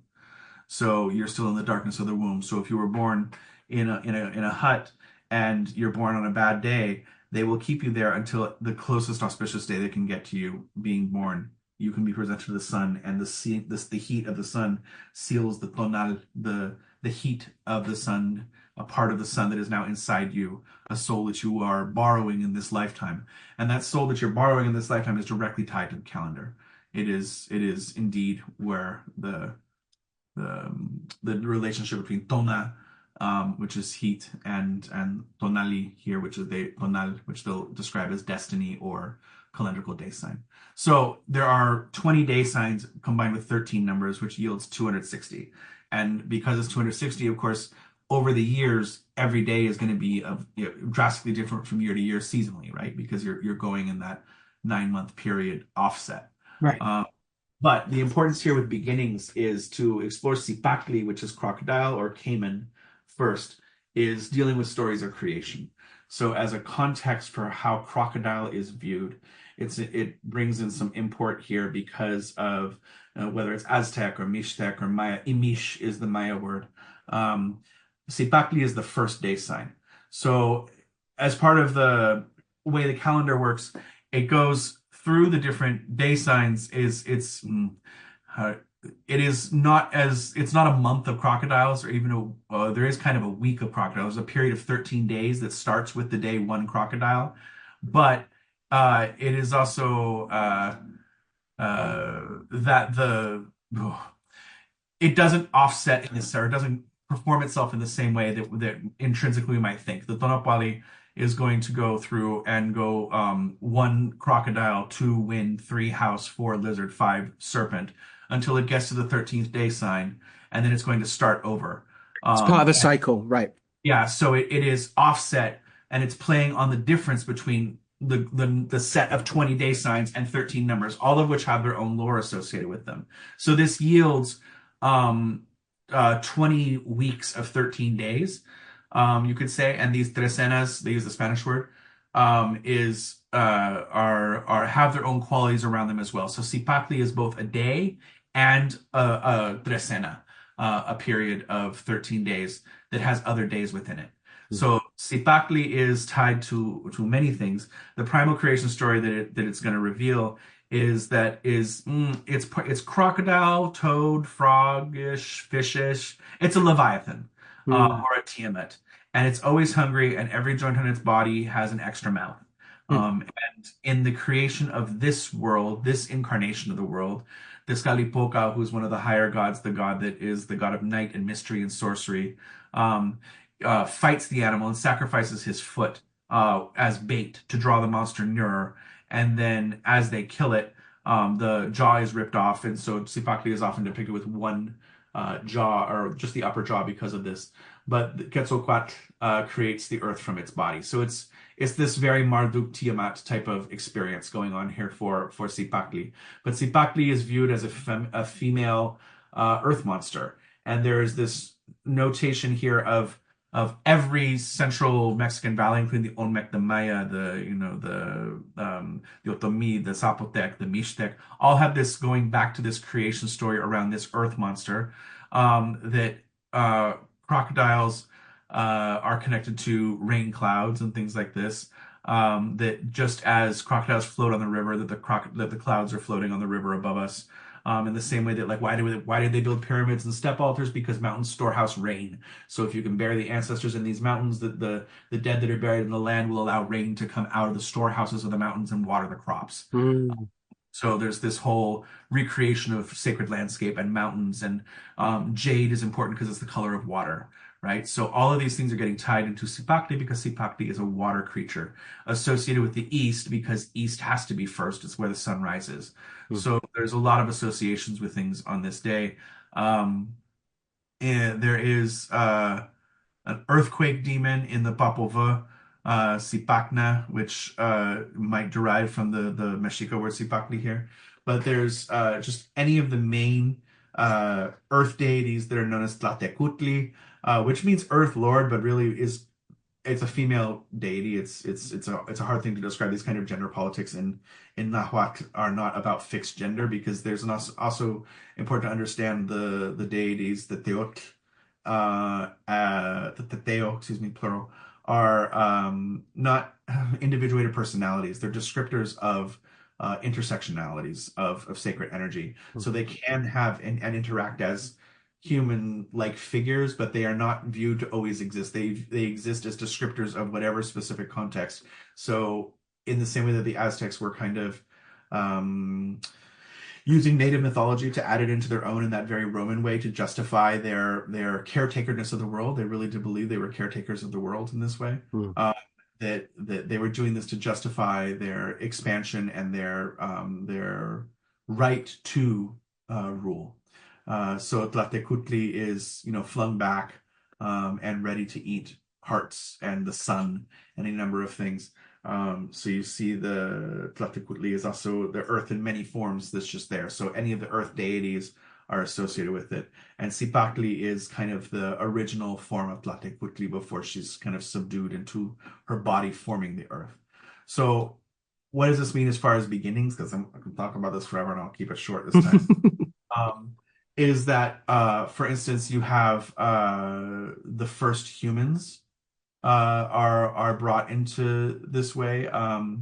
You have the patron of the day of Sipakli is Tonatecutl. So this is a creator god, it's a fertility god. And he's equated with Omatecutli, and therefore the consort Omasuat, which are the Lord and Lady of duality. So the gods that exist in the highest heaven are a pair of duality expressing oneness. It's like a trinity, but instead of it's duality, but it's not dualism. Yeah. Although there is a male and female recognition of both sides, they're considered to be sides of the coin, or embodied sides of the same circle. And that there's a couple of theorists that will call it inamic pairs, or I like to think of as non-oppositional dualism. Yeah. In that it is hot and cold, but hot and cold are the same concept. It's about temperature. And so hot and cold are expressions of those things, and therefore one invokes the other. And Mm. it's it is not as cut dry opposite here. So the gods are constantly playing in this duality, including that duality is the tension that holds the universe together. And that's Mm. what this friction between opposites is actually creating wholeness. And at an almost atomic level, that the Lord and Lady of duality vibrate in this way and make their way through everything, which is put into strands of concepts that, like the twisting and the tension that these opposites bear, become Mm. like rope or fiber, which is like the words and concepts that we use, which is then woven into the mats of existence, the nepantla, which implies in-betweenness. It implies the holes in the very weaving of the universe, that our concepts of things are not solid themselves, but that people themselves can also be nepantla, which is it's liminality. Mm. Liminality as the true understanding of existence, which is made up of this opposition through pairing that is a tension that is welcome. So these opposites here, and so the creation of order out of chaos that comes with Sipakli, making the earth out of their body, and then having also this relationship between our Lord of Sustenance as the patron of the day Sipakli and of the Tresena Sipakli, that there's the first people are the first man specifically is associated with Sipakli because it's Se is one, and Mhm. Sipakli is the day sign. So the first day of the calendar is one crocodile, and Mm. this is the name given to the first man who is considered the first diviner. So this is um yeah, that's what's going on. Is the first Mm. diviner is Sipakli, and by comparison, the last or the first woman is named after the last day because she births the new year. So that's going to be 13th flower. So there's this is the day that gives rise to one crocodile and connects the loop to itself, right? So there's a lot going on here. A lot of beauty that's there, but Mm. Sipakli as its importance in divining, its importance in starting things over, that you could do things that are associated with Sipakli or when Sipakli comes into existence, or the various times of the day that might invoke the Lord of Sustenance or the patrons of that day, that you can then use those as ways to kind of restart things. But Sipakli is also very associated with um, the cayman and the ceiba tree. The ceiba tree is considered to be the world tree in Mesoamerica, and the Mm, spikes on the ceiba tree are likened to the scales of Sipakli and to the cayman. So the world tree is the body of Sipakli, or more appropriately Imish, because in the Mayan images they'll show the crocodile with the broken jaw, their body becoming the tree of life itself. mm, Um, so I think as a container, as how things work, is that it's beautiful to look at uh, Sipakli as a container of beginningness, mm, of the fullness of like that Bereshitness, even of Genesis, but also to invoke the kind of like third time round Bereshitness of mm, like this has happened. That part of the thing with the calendrals is that anything that happens on that day is going to be reflective of everything that's happened on that day throughout history. So this is where the divination comes in. This is where the calling to mind the history of things. It's also, just as the diviner's name is Sepakli, that you don't have an individual name until several years in, usually around age 7. Then, after your personality has stated itself, you would be given a unique name within your social group and several names, public names and otherwise. But that you were referred to by your birthday at first, because this one we know. We know that we programmed that you were born, came into the world and saw the sun on this day, and mm. that gives you certain propensities and certain ideas of how to exist in the world at all. Um, so yeah, it's a very mm, I guess complex, but wonderfully simple at the same thing. It makes things simple by organizing everything. There's some Yeah, criticism that we don't. There was a criticism for a while that we don't know what the true organization of these things were, but the fact that there were contemporary daykeepers that know exactly how to part and parcel all of this information out means that it was this complex. It was an incredibly complex cosmology and cosmovision around everything. So there's yeah, no reason to suspect that just because this seems like a lot doesn't mean that native peoples didn't know how to catalog their own information. It's also yeah. important to remember that the ordering and how and design of these things, that the books of the calendars themselves were folded manuscripts, accordion-like, which was said to represent the structures of the universe. Like the layers of heaven and hell are like a folded book that you're traveling, and that's why we can't see the other world. We're just on the other side of the page. However, that they divined on this. They would throw, if they knew what the day was opening, would throw corn, and there were drawn parts on the page, and the corn could land on things in order to show you how to act, to enact a cure, and how to go about getting things done. Mm, So, there's, if you look at it, if we're going to be so bold as to like look at, say, Sipakli, one crocodile, mm, this belongs to Shiatakutli, it's associated with hummingbirds. But then by the time we bring in Sipakli on top of that, the day itself it signifies advancement and honors, but it demands work and labor. It grants rewards and recognition. Again, good for beginnings. It's governed by Tonantekutli, our Lord of Sustenance. And so this is a good day for fertility. It's a good day for restarting any project.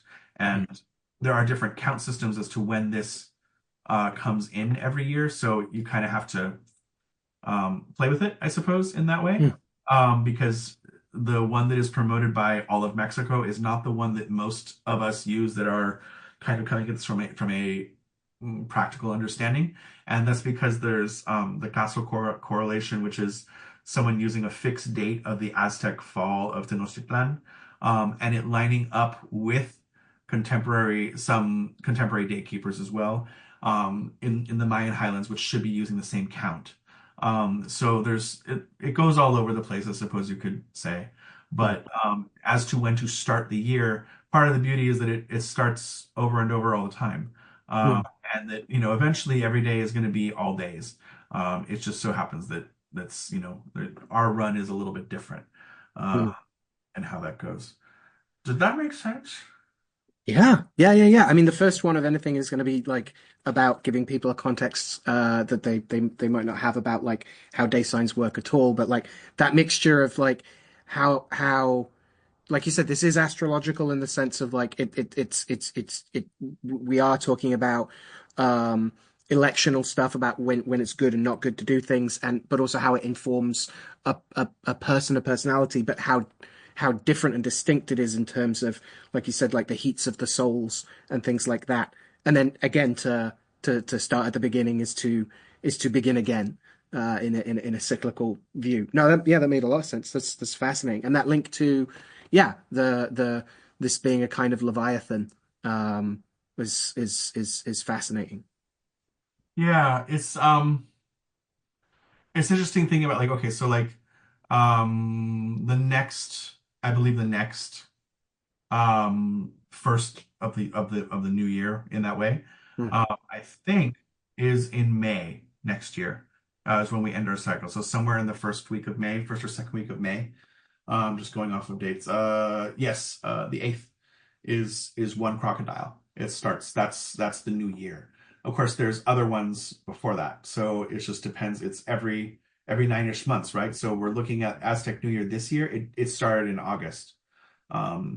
August 21st, 20th, 21st, somewhere in there. Hmm. So it starts the calendar over. That's this thing that happens there. So if you're interested in um, finding out your day sign, azteccalendar.com is lovely. They use a slightly different assignment for the deities than some practitioners use, especially out of the danza tradition, because even depending on which deities are part for you based on your number, your Lord of Night, and your day sign, or your number, your day sign, and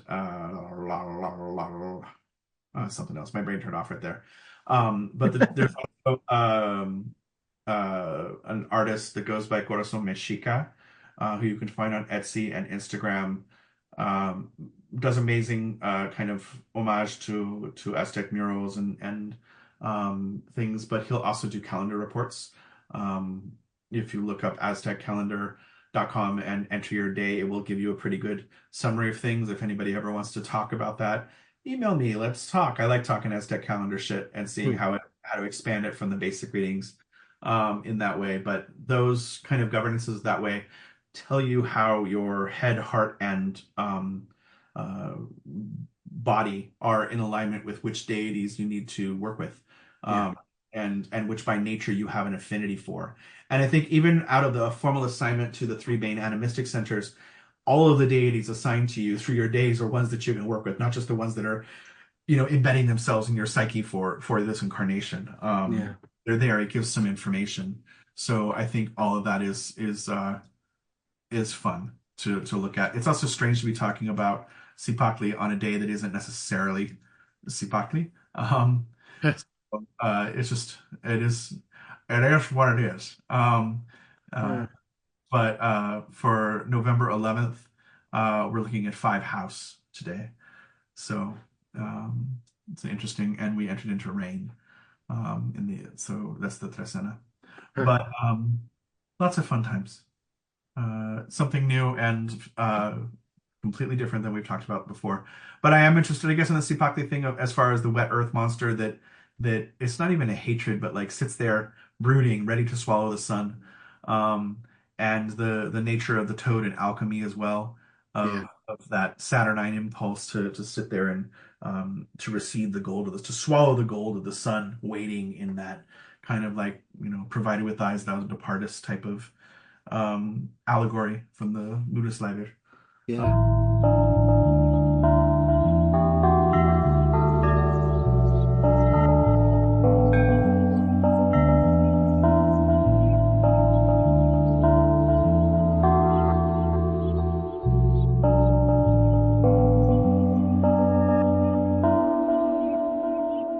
Yeah, clearing the fields for equal hatred.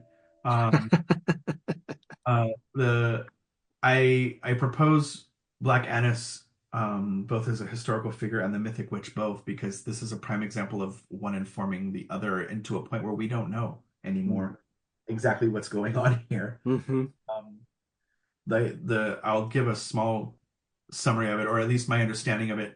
My first exposure to Black Annis comes from those Time Life enchanted book series. The Oh God, what is it actually? It has this like really material based cover with a beautiful painting on each one. There's one on dragons, one on wizards, one on goblins, and one on fairies and things like that. Yeah. Black Annis is absolutely outlined in there, and I was fascinated by her. And I think she's in the the fairies book as well, as another one like Jenny Greenteeth type of thing. Right. Um, but that there's this myth of in and to me being a Californian, I whether to say Leicestershire would have been really hard. Leicestershire? Is that Leicestershire, yeah. Leicestershire? Um, uh, that there is a woman living in a cave in the Dane Hills that has a great oak tree at its entrance, and that she is said to be clothing herself with the skins of the children she's eaten, and that there's this lore of Black Annis has grown. She's a boogeyman figure that is now part of the blue-faced hag or witch with iron claws that eats children.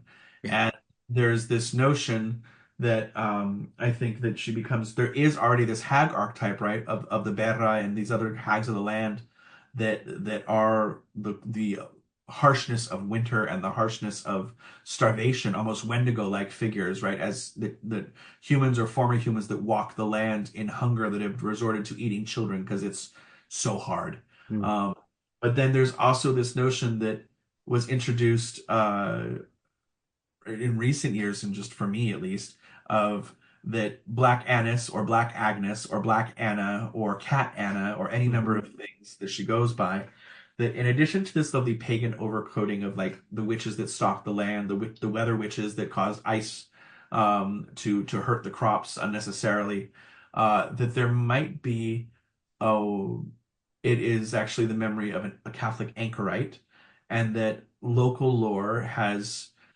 taken the memory of a Catholic nun or anchorite and turned her into something demonic through the Reformation, um, which will not be televised, and uh, and turn her into a full boogeyman of like almost like just a local person being the little girl from the ring of like was a specific person who went through something good or bad, but then gets used as a control mechanism Yeah. in order to stop people from you don't want to be like this or you don't want her to come get you.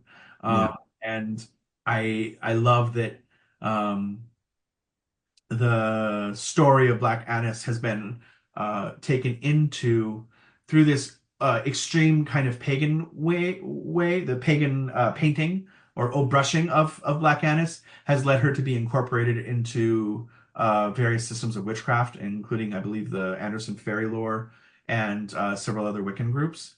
And now, if you go back and say the historical person, it's also quite interesting to think of her as the old religion popping through once again.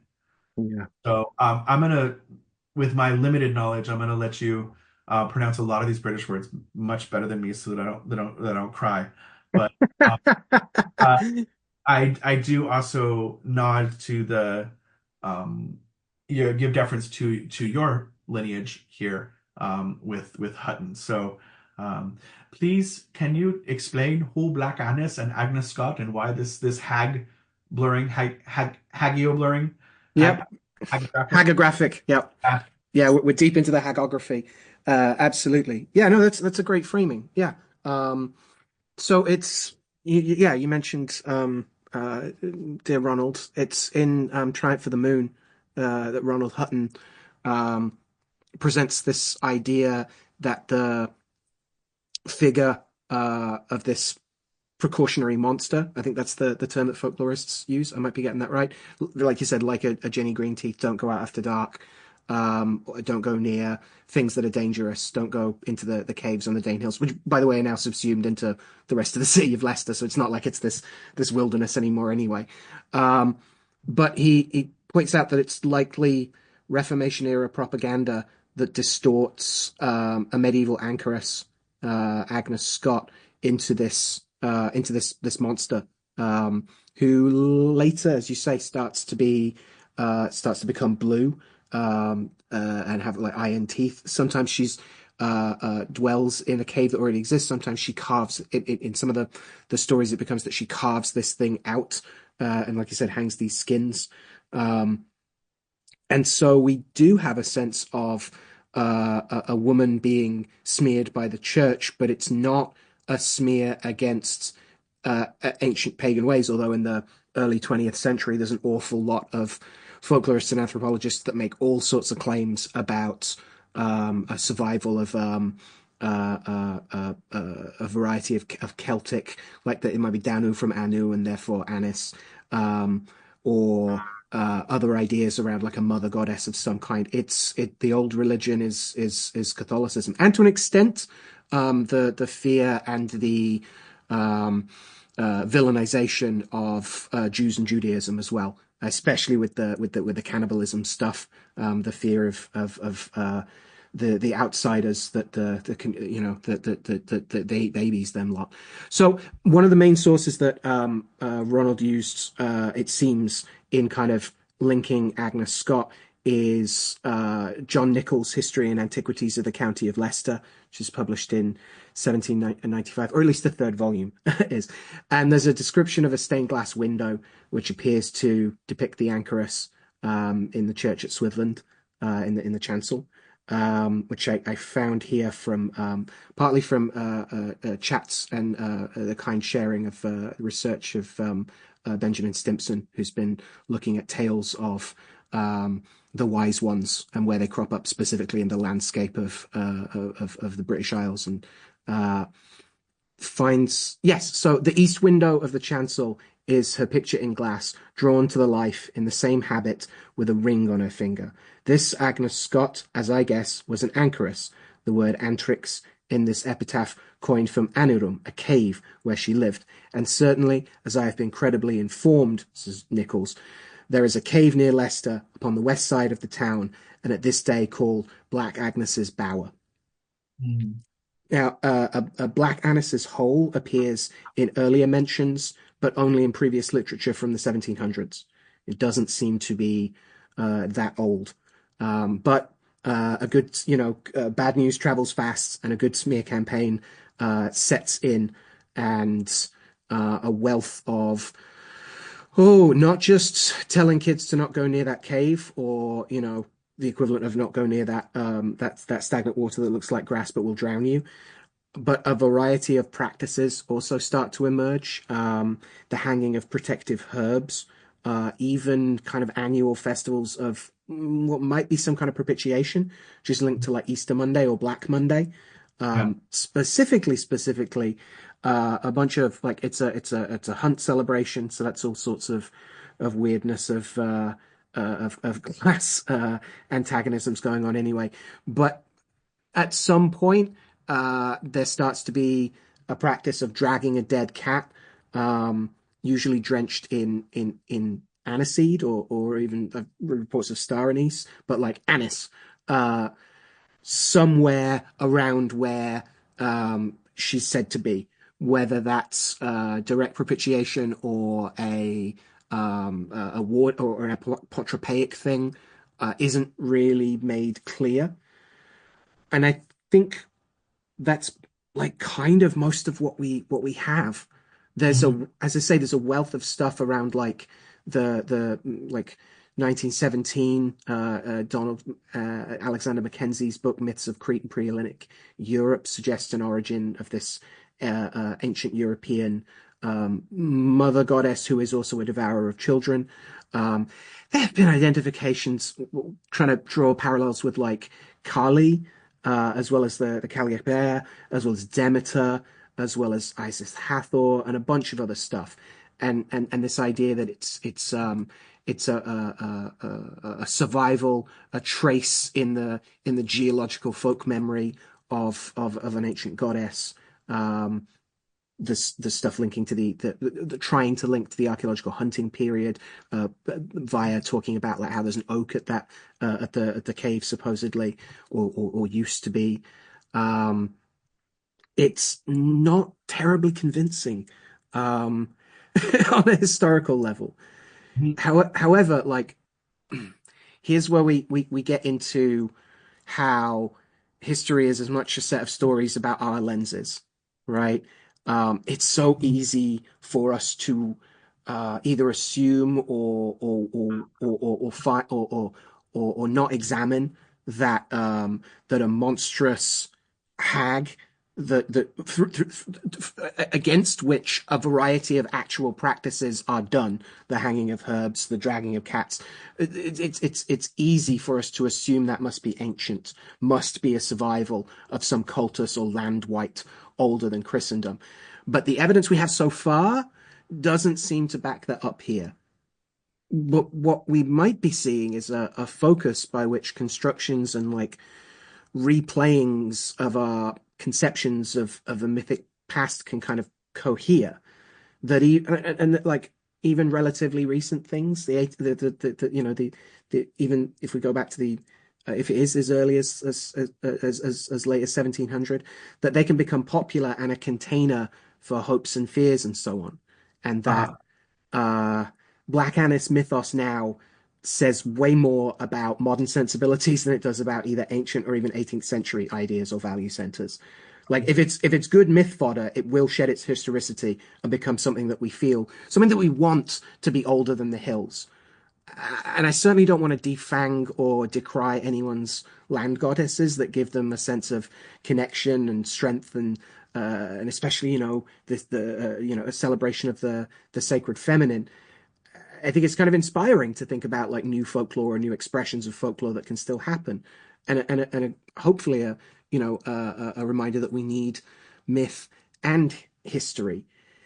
And it's, I think, just worth like kind of gently also having on the table that the niceness of that myth and history of that Por qué nos dos, right, is highly complicated by the processes of demonization and resacralization of witch figures and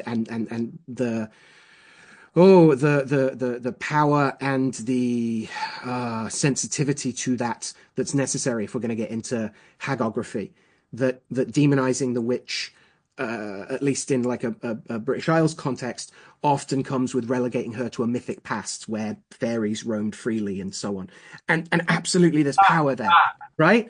yeah, Absolutely, that's there's just like I I wish I could repeat exactly what you said, but the witch and the mythologizing, because that's part and parcel with the creation of witchcraft as a religion, yeah, right? The mythologization has to be there.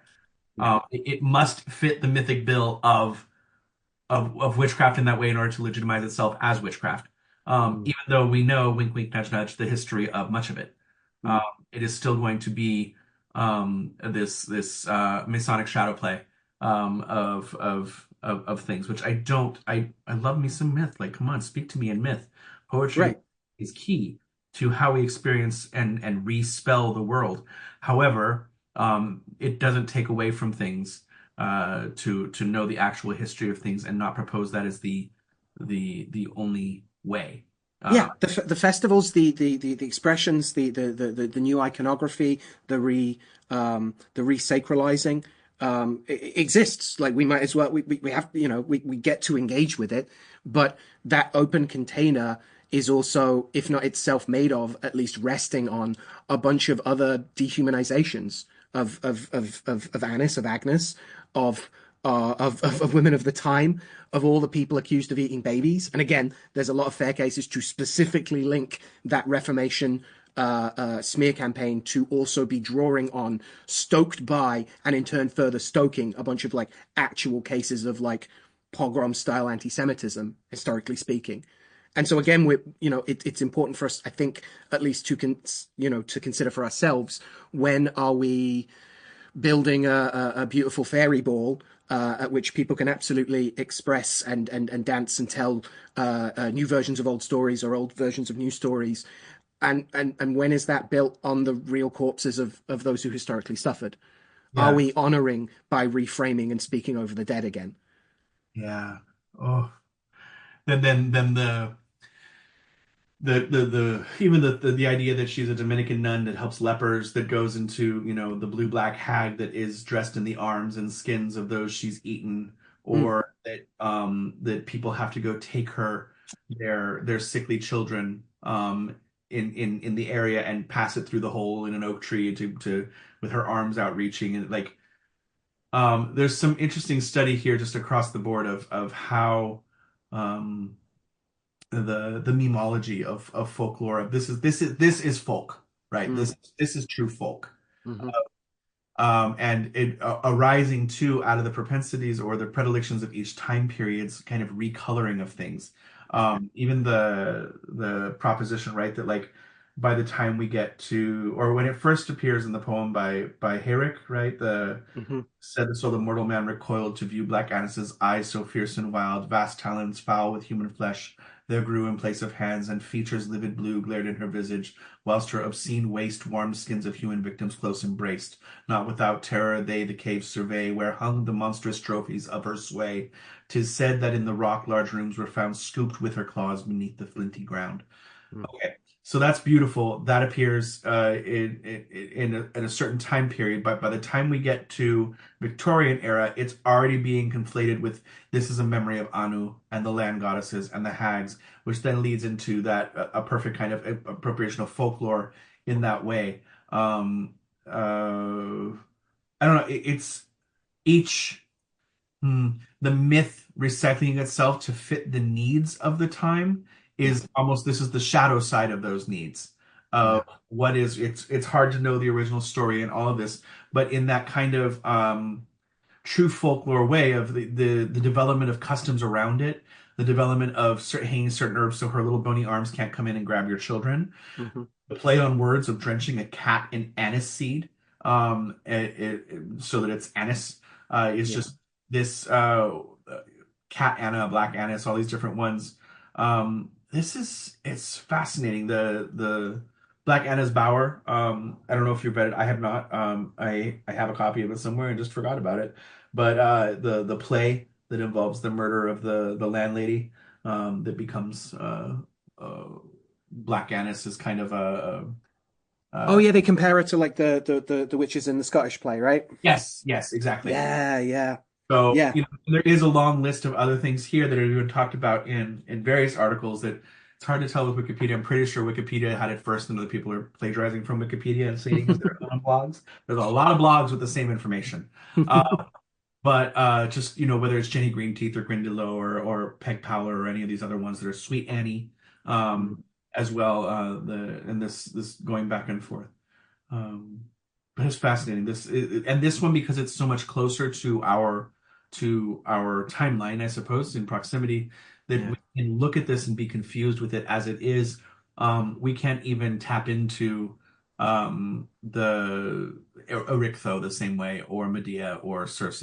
yeah, And in the same sense that it's funny because Erictho is a wonderful study in witch archetypes, but we go like, well, that's a literary witch. I was like, what are Medea and Circe? Like these are like, oh, I don't. right. It's hard to tell. Like, is it just Oral literary figures, right? And what yeah? does that mean then? Yeah, yeah, yeah, yeah. Um, There's also this real sense that the more monstrosity that's put on someone or some figure, the quicker they can be, um, the quicker we can believe and accrue meaning and apotropaic rites and stuff like than how quickly they are made inhuman. And I know, like in wider continental stuff, you know you I know this is very dear to you that like we don't always think about witches as human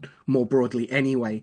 But within the context of comparing, say, Mother Shipton, who is eventually herself the devil's daughter, or even wife sometimes, from the point of being an actual like publisher of fortune tells, is yeah, is is is a lot longer. That because she isn't um, she she isn't pushed along that hagiographic line as quickly. She isn't demoted. She isn't dehumanized as quickly, and that's done so fast means that there gets to be a whole bunch more mm, search for her deeper roots.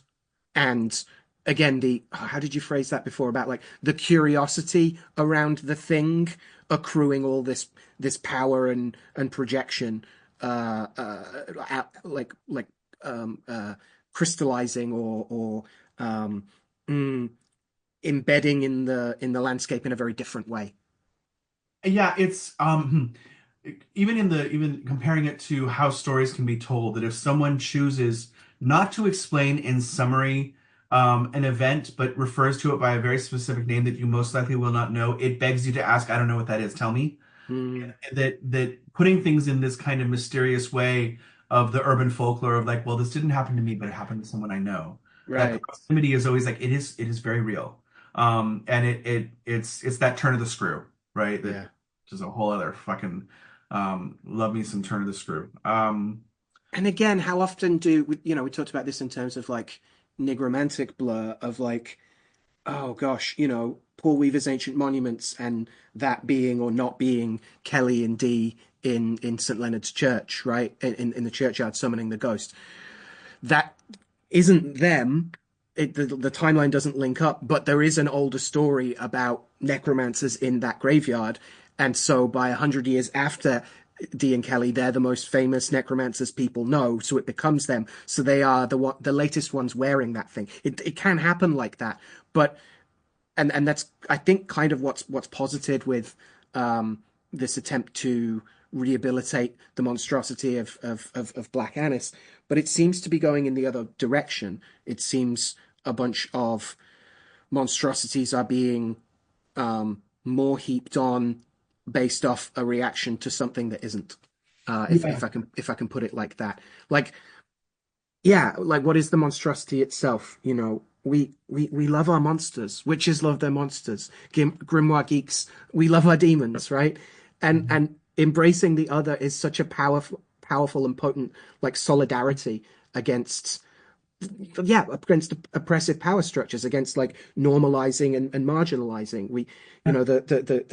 The beautiful like Black Rainbow Coalition of as Agrippa put it, Goeticians, heretics, Jews, papists, and Saracens, right? Like we hang together or we are hanged together. But also where there's power there, part of that power is having to navigate past and through power fantasy. You know, I'm going to be besties with the things that scare other people. Yeah. And there's a version of this, sometimes it seems in certain like neo-pagan desires to make good all that the church said was bad. Now, turning a Catholic anchoress into a monster is fair to lay at the Reformation's feet and fault, right? But not because she was a pagan goddess, it seems. The old religion, again, isn't fairy, it's Catholic, and to a lesser extent, Judaism, again. Hmm. So this issue of rehabilitation of the monstrous comes down to awareness and our needs and examined experience. Again, like I think if we can find a connection to land whites and an understanding of like the harshnesses of winter and what people did, to save their children, we are being more conscious and not less. Again, ideology is what we do and we don't know we're doing it. And I think the desire to rehabilitate the monstrous doesn't have to be a self-duplicity or a power fantasy. It can come from our own real wounds, right? And the desire to heal them, hopefully. If these monsters can be loved, so might we who think of ourselves or have been made to think of ourselves as monstrous. And Hmm. so the question is, how do we do it consciously and acknowledge our unspoken wants and fears and avoid, being made to kind of knee-jerk reactively by them? I think also there's this, yes, that's beautifully stated. Um, what you make me think of is pulling off of what we were kind of exploring last episode of the form of the thing. Mm, Um, in the, and maybe I'll just go superstitious here in my own kind of, on the pragmatic side, in that kind of everything that has a name exists thing, yeah. that I maybe this is kind of like a Nietzschean foreboding of like staring into the abyss, that when you create this out of perhaps an anchoress, that the which answers some need of the people Yeah. in some way, that other things can come and fill that and wear that mask very easily. Yeah. Where is the folk necromancy here? And so I would say that my magical worldview very much incorporates the idea that there are many things I'm talking to that are lying to me about their form, but I have an attachment to that form, and Yeah. there is something animating it. And one of those things is trying to prove the veracity. If the spirit is doing good things, then I don't care if it comes to me in the shape of whatever. Yeah. That's, if we're gonna go, I can play off the Vajrayana like projection body there, right? Like that you can appear as whatever needs to be the perceived to get your message across. And I think that things can fill that on the other side as well of like, here's this mask of black anise. Yeah. Something might be answering back through. That Yeah. the more you demonize it, the more powerful it gains power there as well. And that's not just on this. Yes, that is inspired by the psychology, perhaps, but I am talking in the very real magical way where those things are accumulated and given power in the same way that, um, you know, show me who you hang with, I'll tell you who you are type of thing. That Mm. if you surround yourself solely with the rotting corpses of children eaten by hags, that this is also speaks about you, as you said. That it speaks more about 20th century predilections than it does anything else. As it evolves, as we have our own, from what I can't remember if it's this or somebody else, but talking about how the city has subsumed the site and it's like in the middle of a parking lot now. Yeah. Um, Yeah. but like these things move on, and like this is the great folklore that there is this that we make of Kent and Wales a Sephiroth, um, Mm. and play into it. And there's power that's accessible there, very real power that comes until we know it is false, and then our power is shattered at first, and then we can reclaim it again. I think that belies a lot of things, whether we're talking like pagan baptized crown in the Kimbanda sense Yeah. of the chains of baptism and what that means, then what does it mean to truly flourish and find the crown? And does that power parallel the raging heights of fire you can feel when it's in the Pagal phase? I I don't know. Black Annis is you kind of feel for her no matter what, that attraction between, and there's also for the side of me that the queering of everything um of uh, just the relationship between horror and queerness that is very near and dear to my heart and the Mm. artistic circles I enjoy. But um, uh, de Yeah, that makes me think dehorning of the like demons is scary, right? Dehorning the demons isn't where we want to go. I'll stop no, there. no. Exactly. Yeah, yeah, yeah, yeah. No defanging. Just yeah, maybe keeping them on a closer leash of yeah, knitted, woven history and myth. Yeah, it makes me think of like, are you using your band to sell Revolution or Revolution to sell your band a little bit? Um, and also, as you say, like to misquote Chumley, right? If you call the hags and they answer, who's to say otherwise? Absolutely. If you're hagging with Black Annis, Yeah, good for you. yeah. You know, tell those how to repeat it and do it.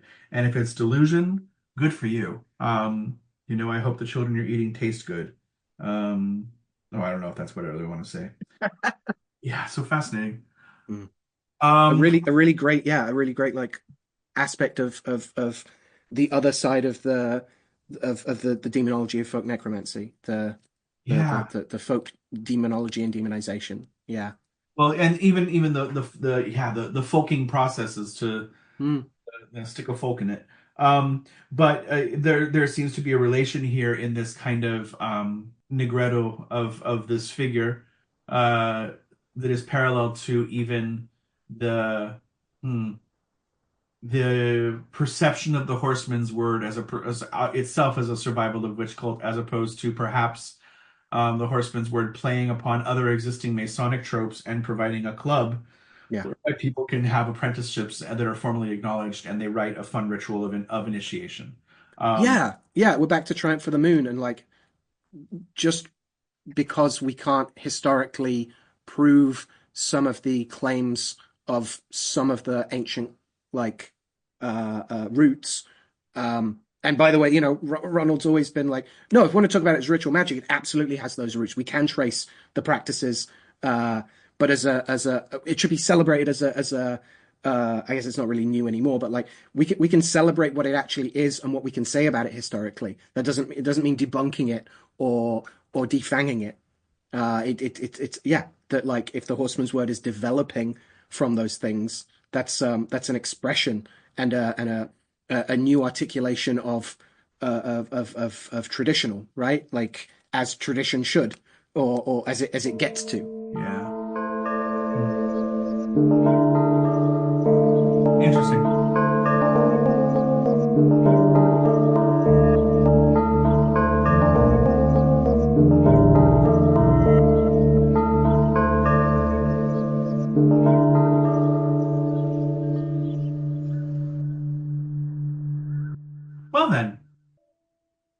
this the crocodilian exploration of more things. It did make us talk longer. Mm-mm. But I like this a little more talking of theory and the implications of certain things. Yeah. So thank you for the exploration and for tearing half your cloak and giving it to me. Thank you. Oh, Uh, well, uh, it's great to do this in the coming of the darkening year, right? That we don't become the toads of our own embittered venoms at the coming cold, right? That we remember this too shall pass. I am always a toad of my own making. But yes, so with that, okay, let's see. Um, and also there is only one more cloak to tear for the year, and then we have completed our first ever 12 episode year. Um, so that is also something worth celebrating. So Heck yeah. and thank you as always to Cooper for helping edit this um, ramble bramble cat anist trait. Absolutely, yeah. Thanks to everyone for listening. Please, if you're not already and you dance with the devil that is Facebook, come find us at Folk Necromancy group on there. Um, Please have this. comment on YouTube, if, you know, any Mm. comments like that. We are hoping to do another Speakeasy of the Dead very soon, so stay tuned for that. Sign the newsletter, whatever goes on, as well as check out Dr. Alexander Cummins' personal page, and you can leave mine alone. It's fine. But we do have some links on the website that you can go to and see classes that we're doing and places we're speaking and Al is very good at doing some really amazing sales that you can take advantage of and get a lot of his classes. Oh yeah, I'll rampantly self-promote for that. If with this indeed is coming out on Martinmas, there is another couple days of the sale I'm currently running on all the class and course recordings I have up on my website, which is at this point I did a count and it's like somewhere over 200 hours of classes on cunningcraft and geomancy and folk necromancy and various other bits and pieces, magic of cats, ravens, angelic language, all sorts of stuff like that. And that's running until the 15th, the Feast of Albertus Magnus.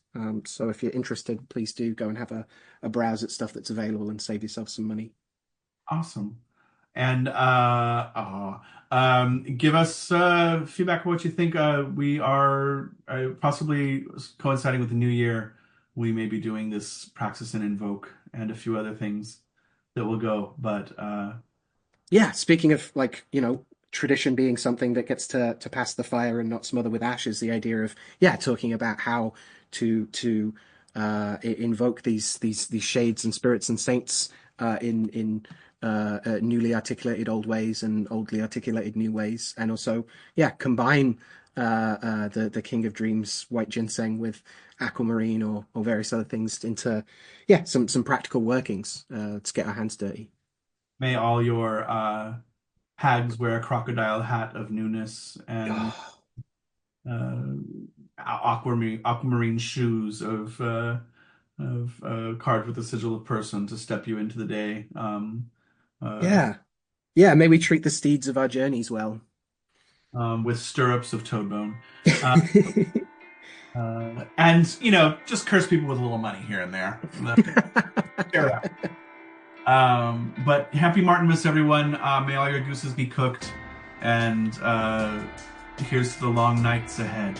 Mhm. Thank you so much, Al. Thank you, Thank you, Golgothites. Jesse.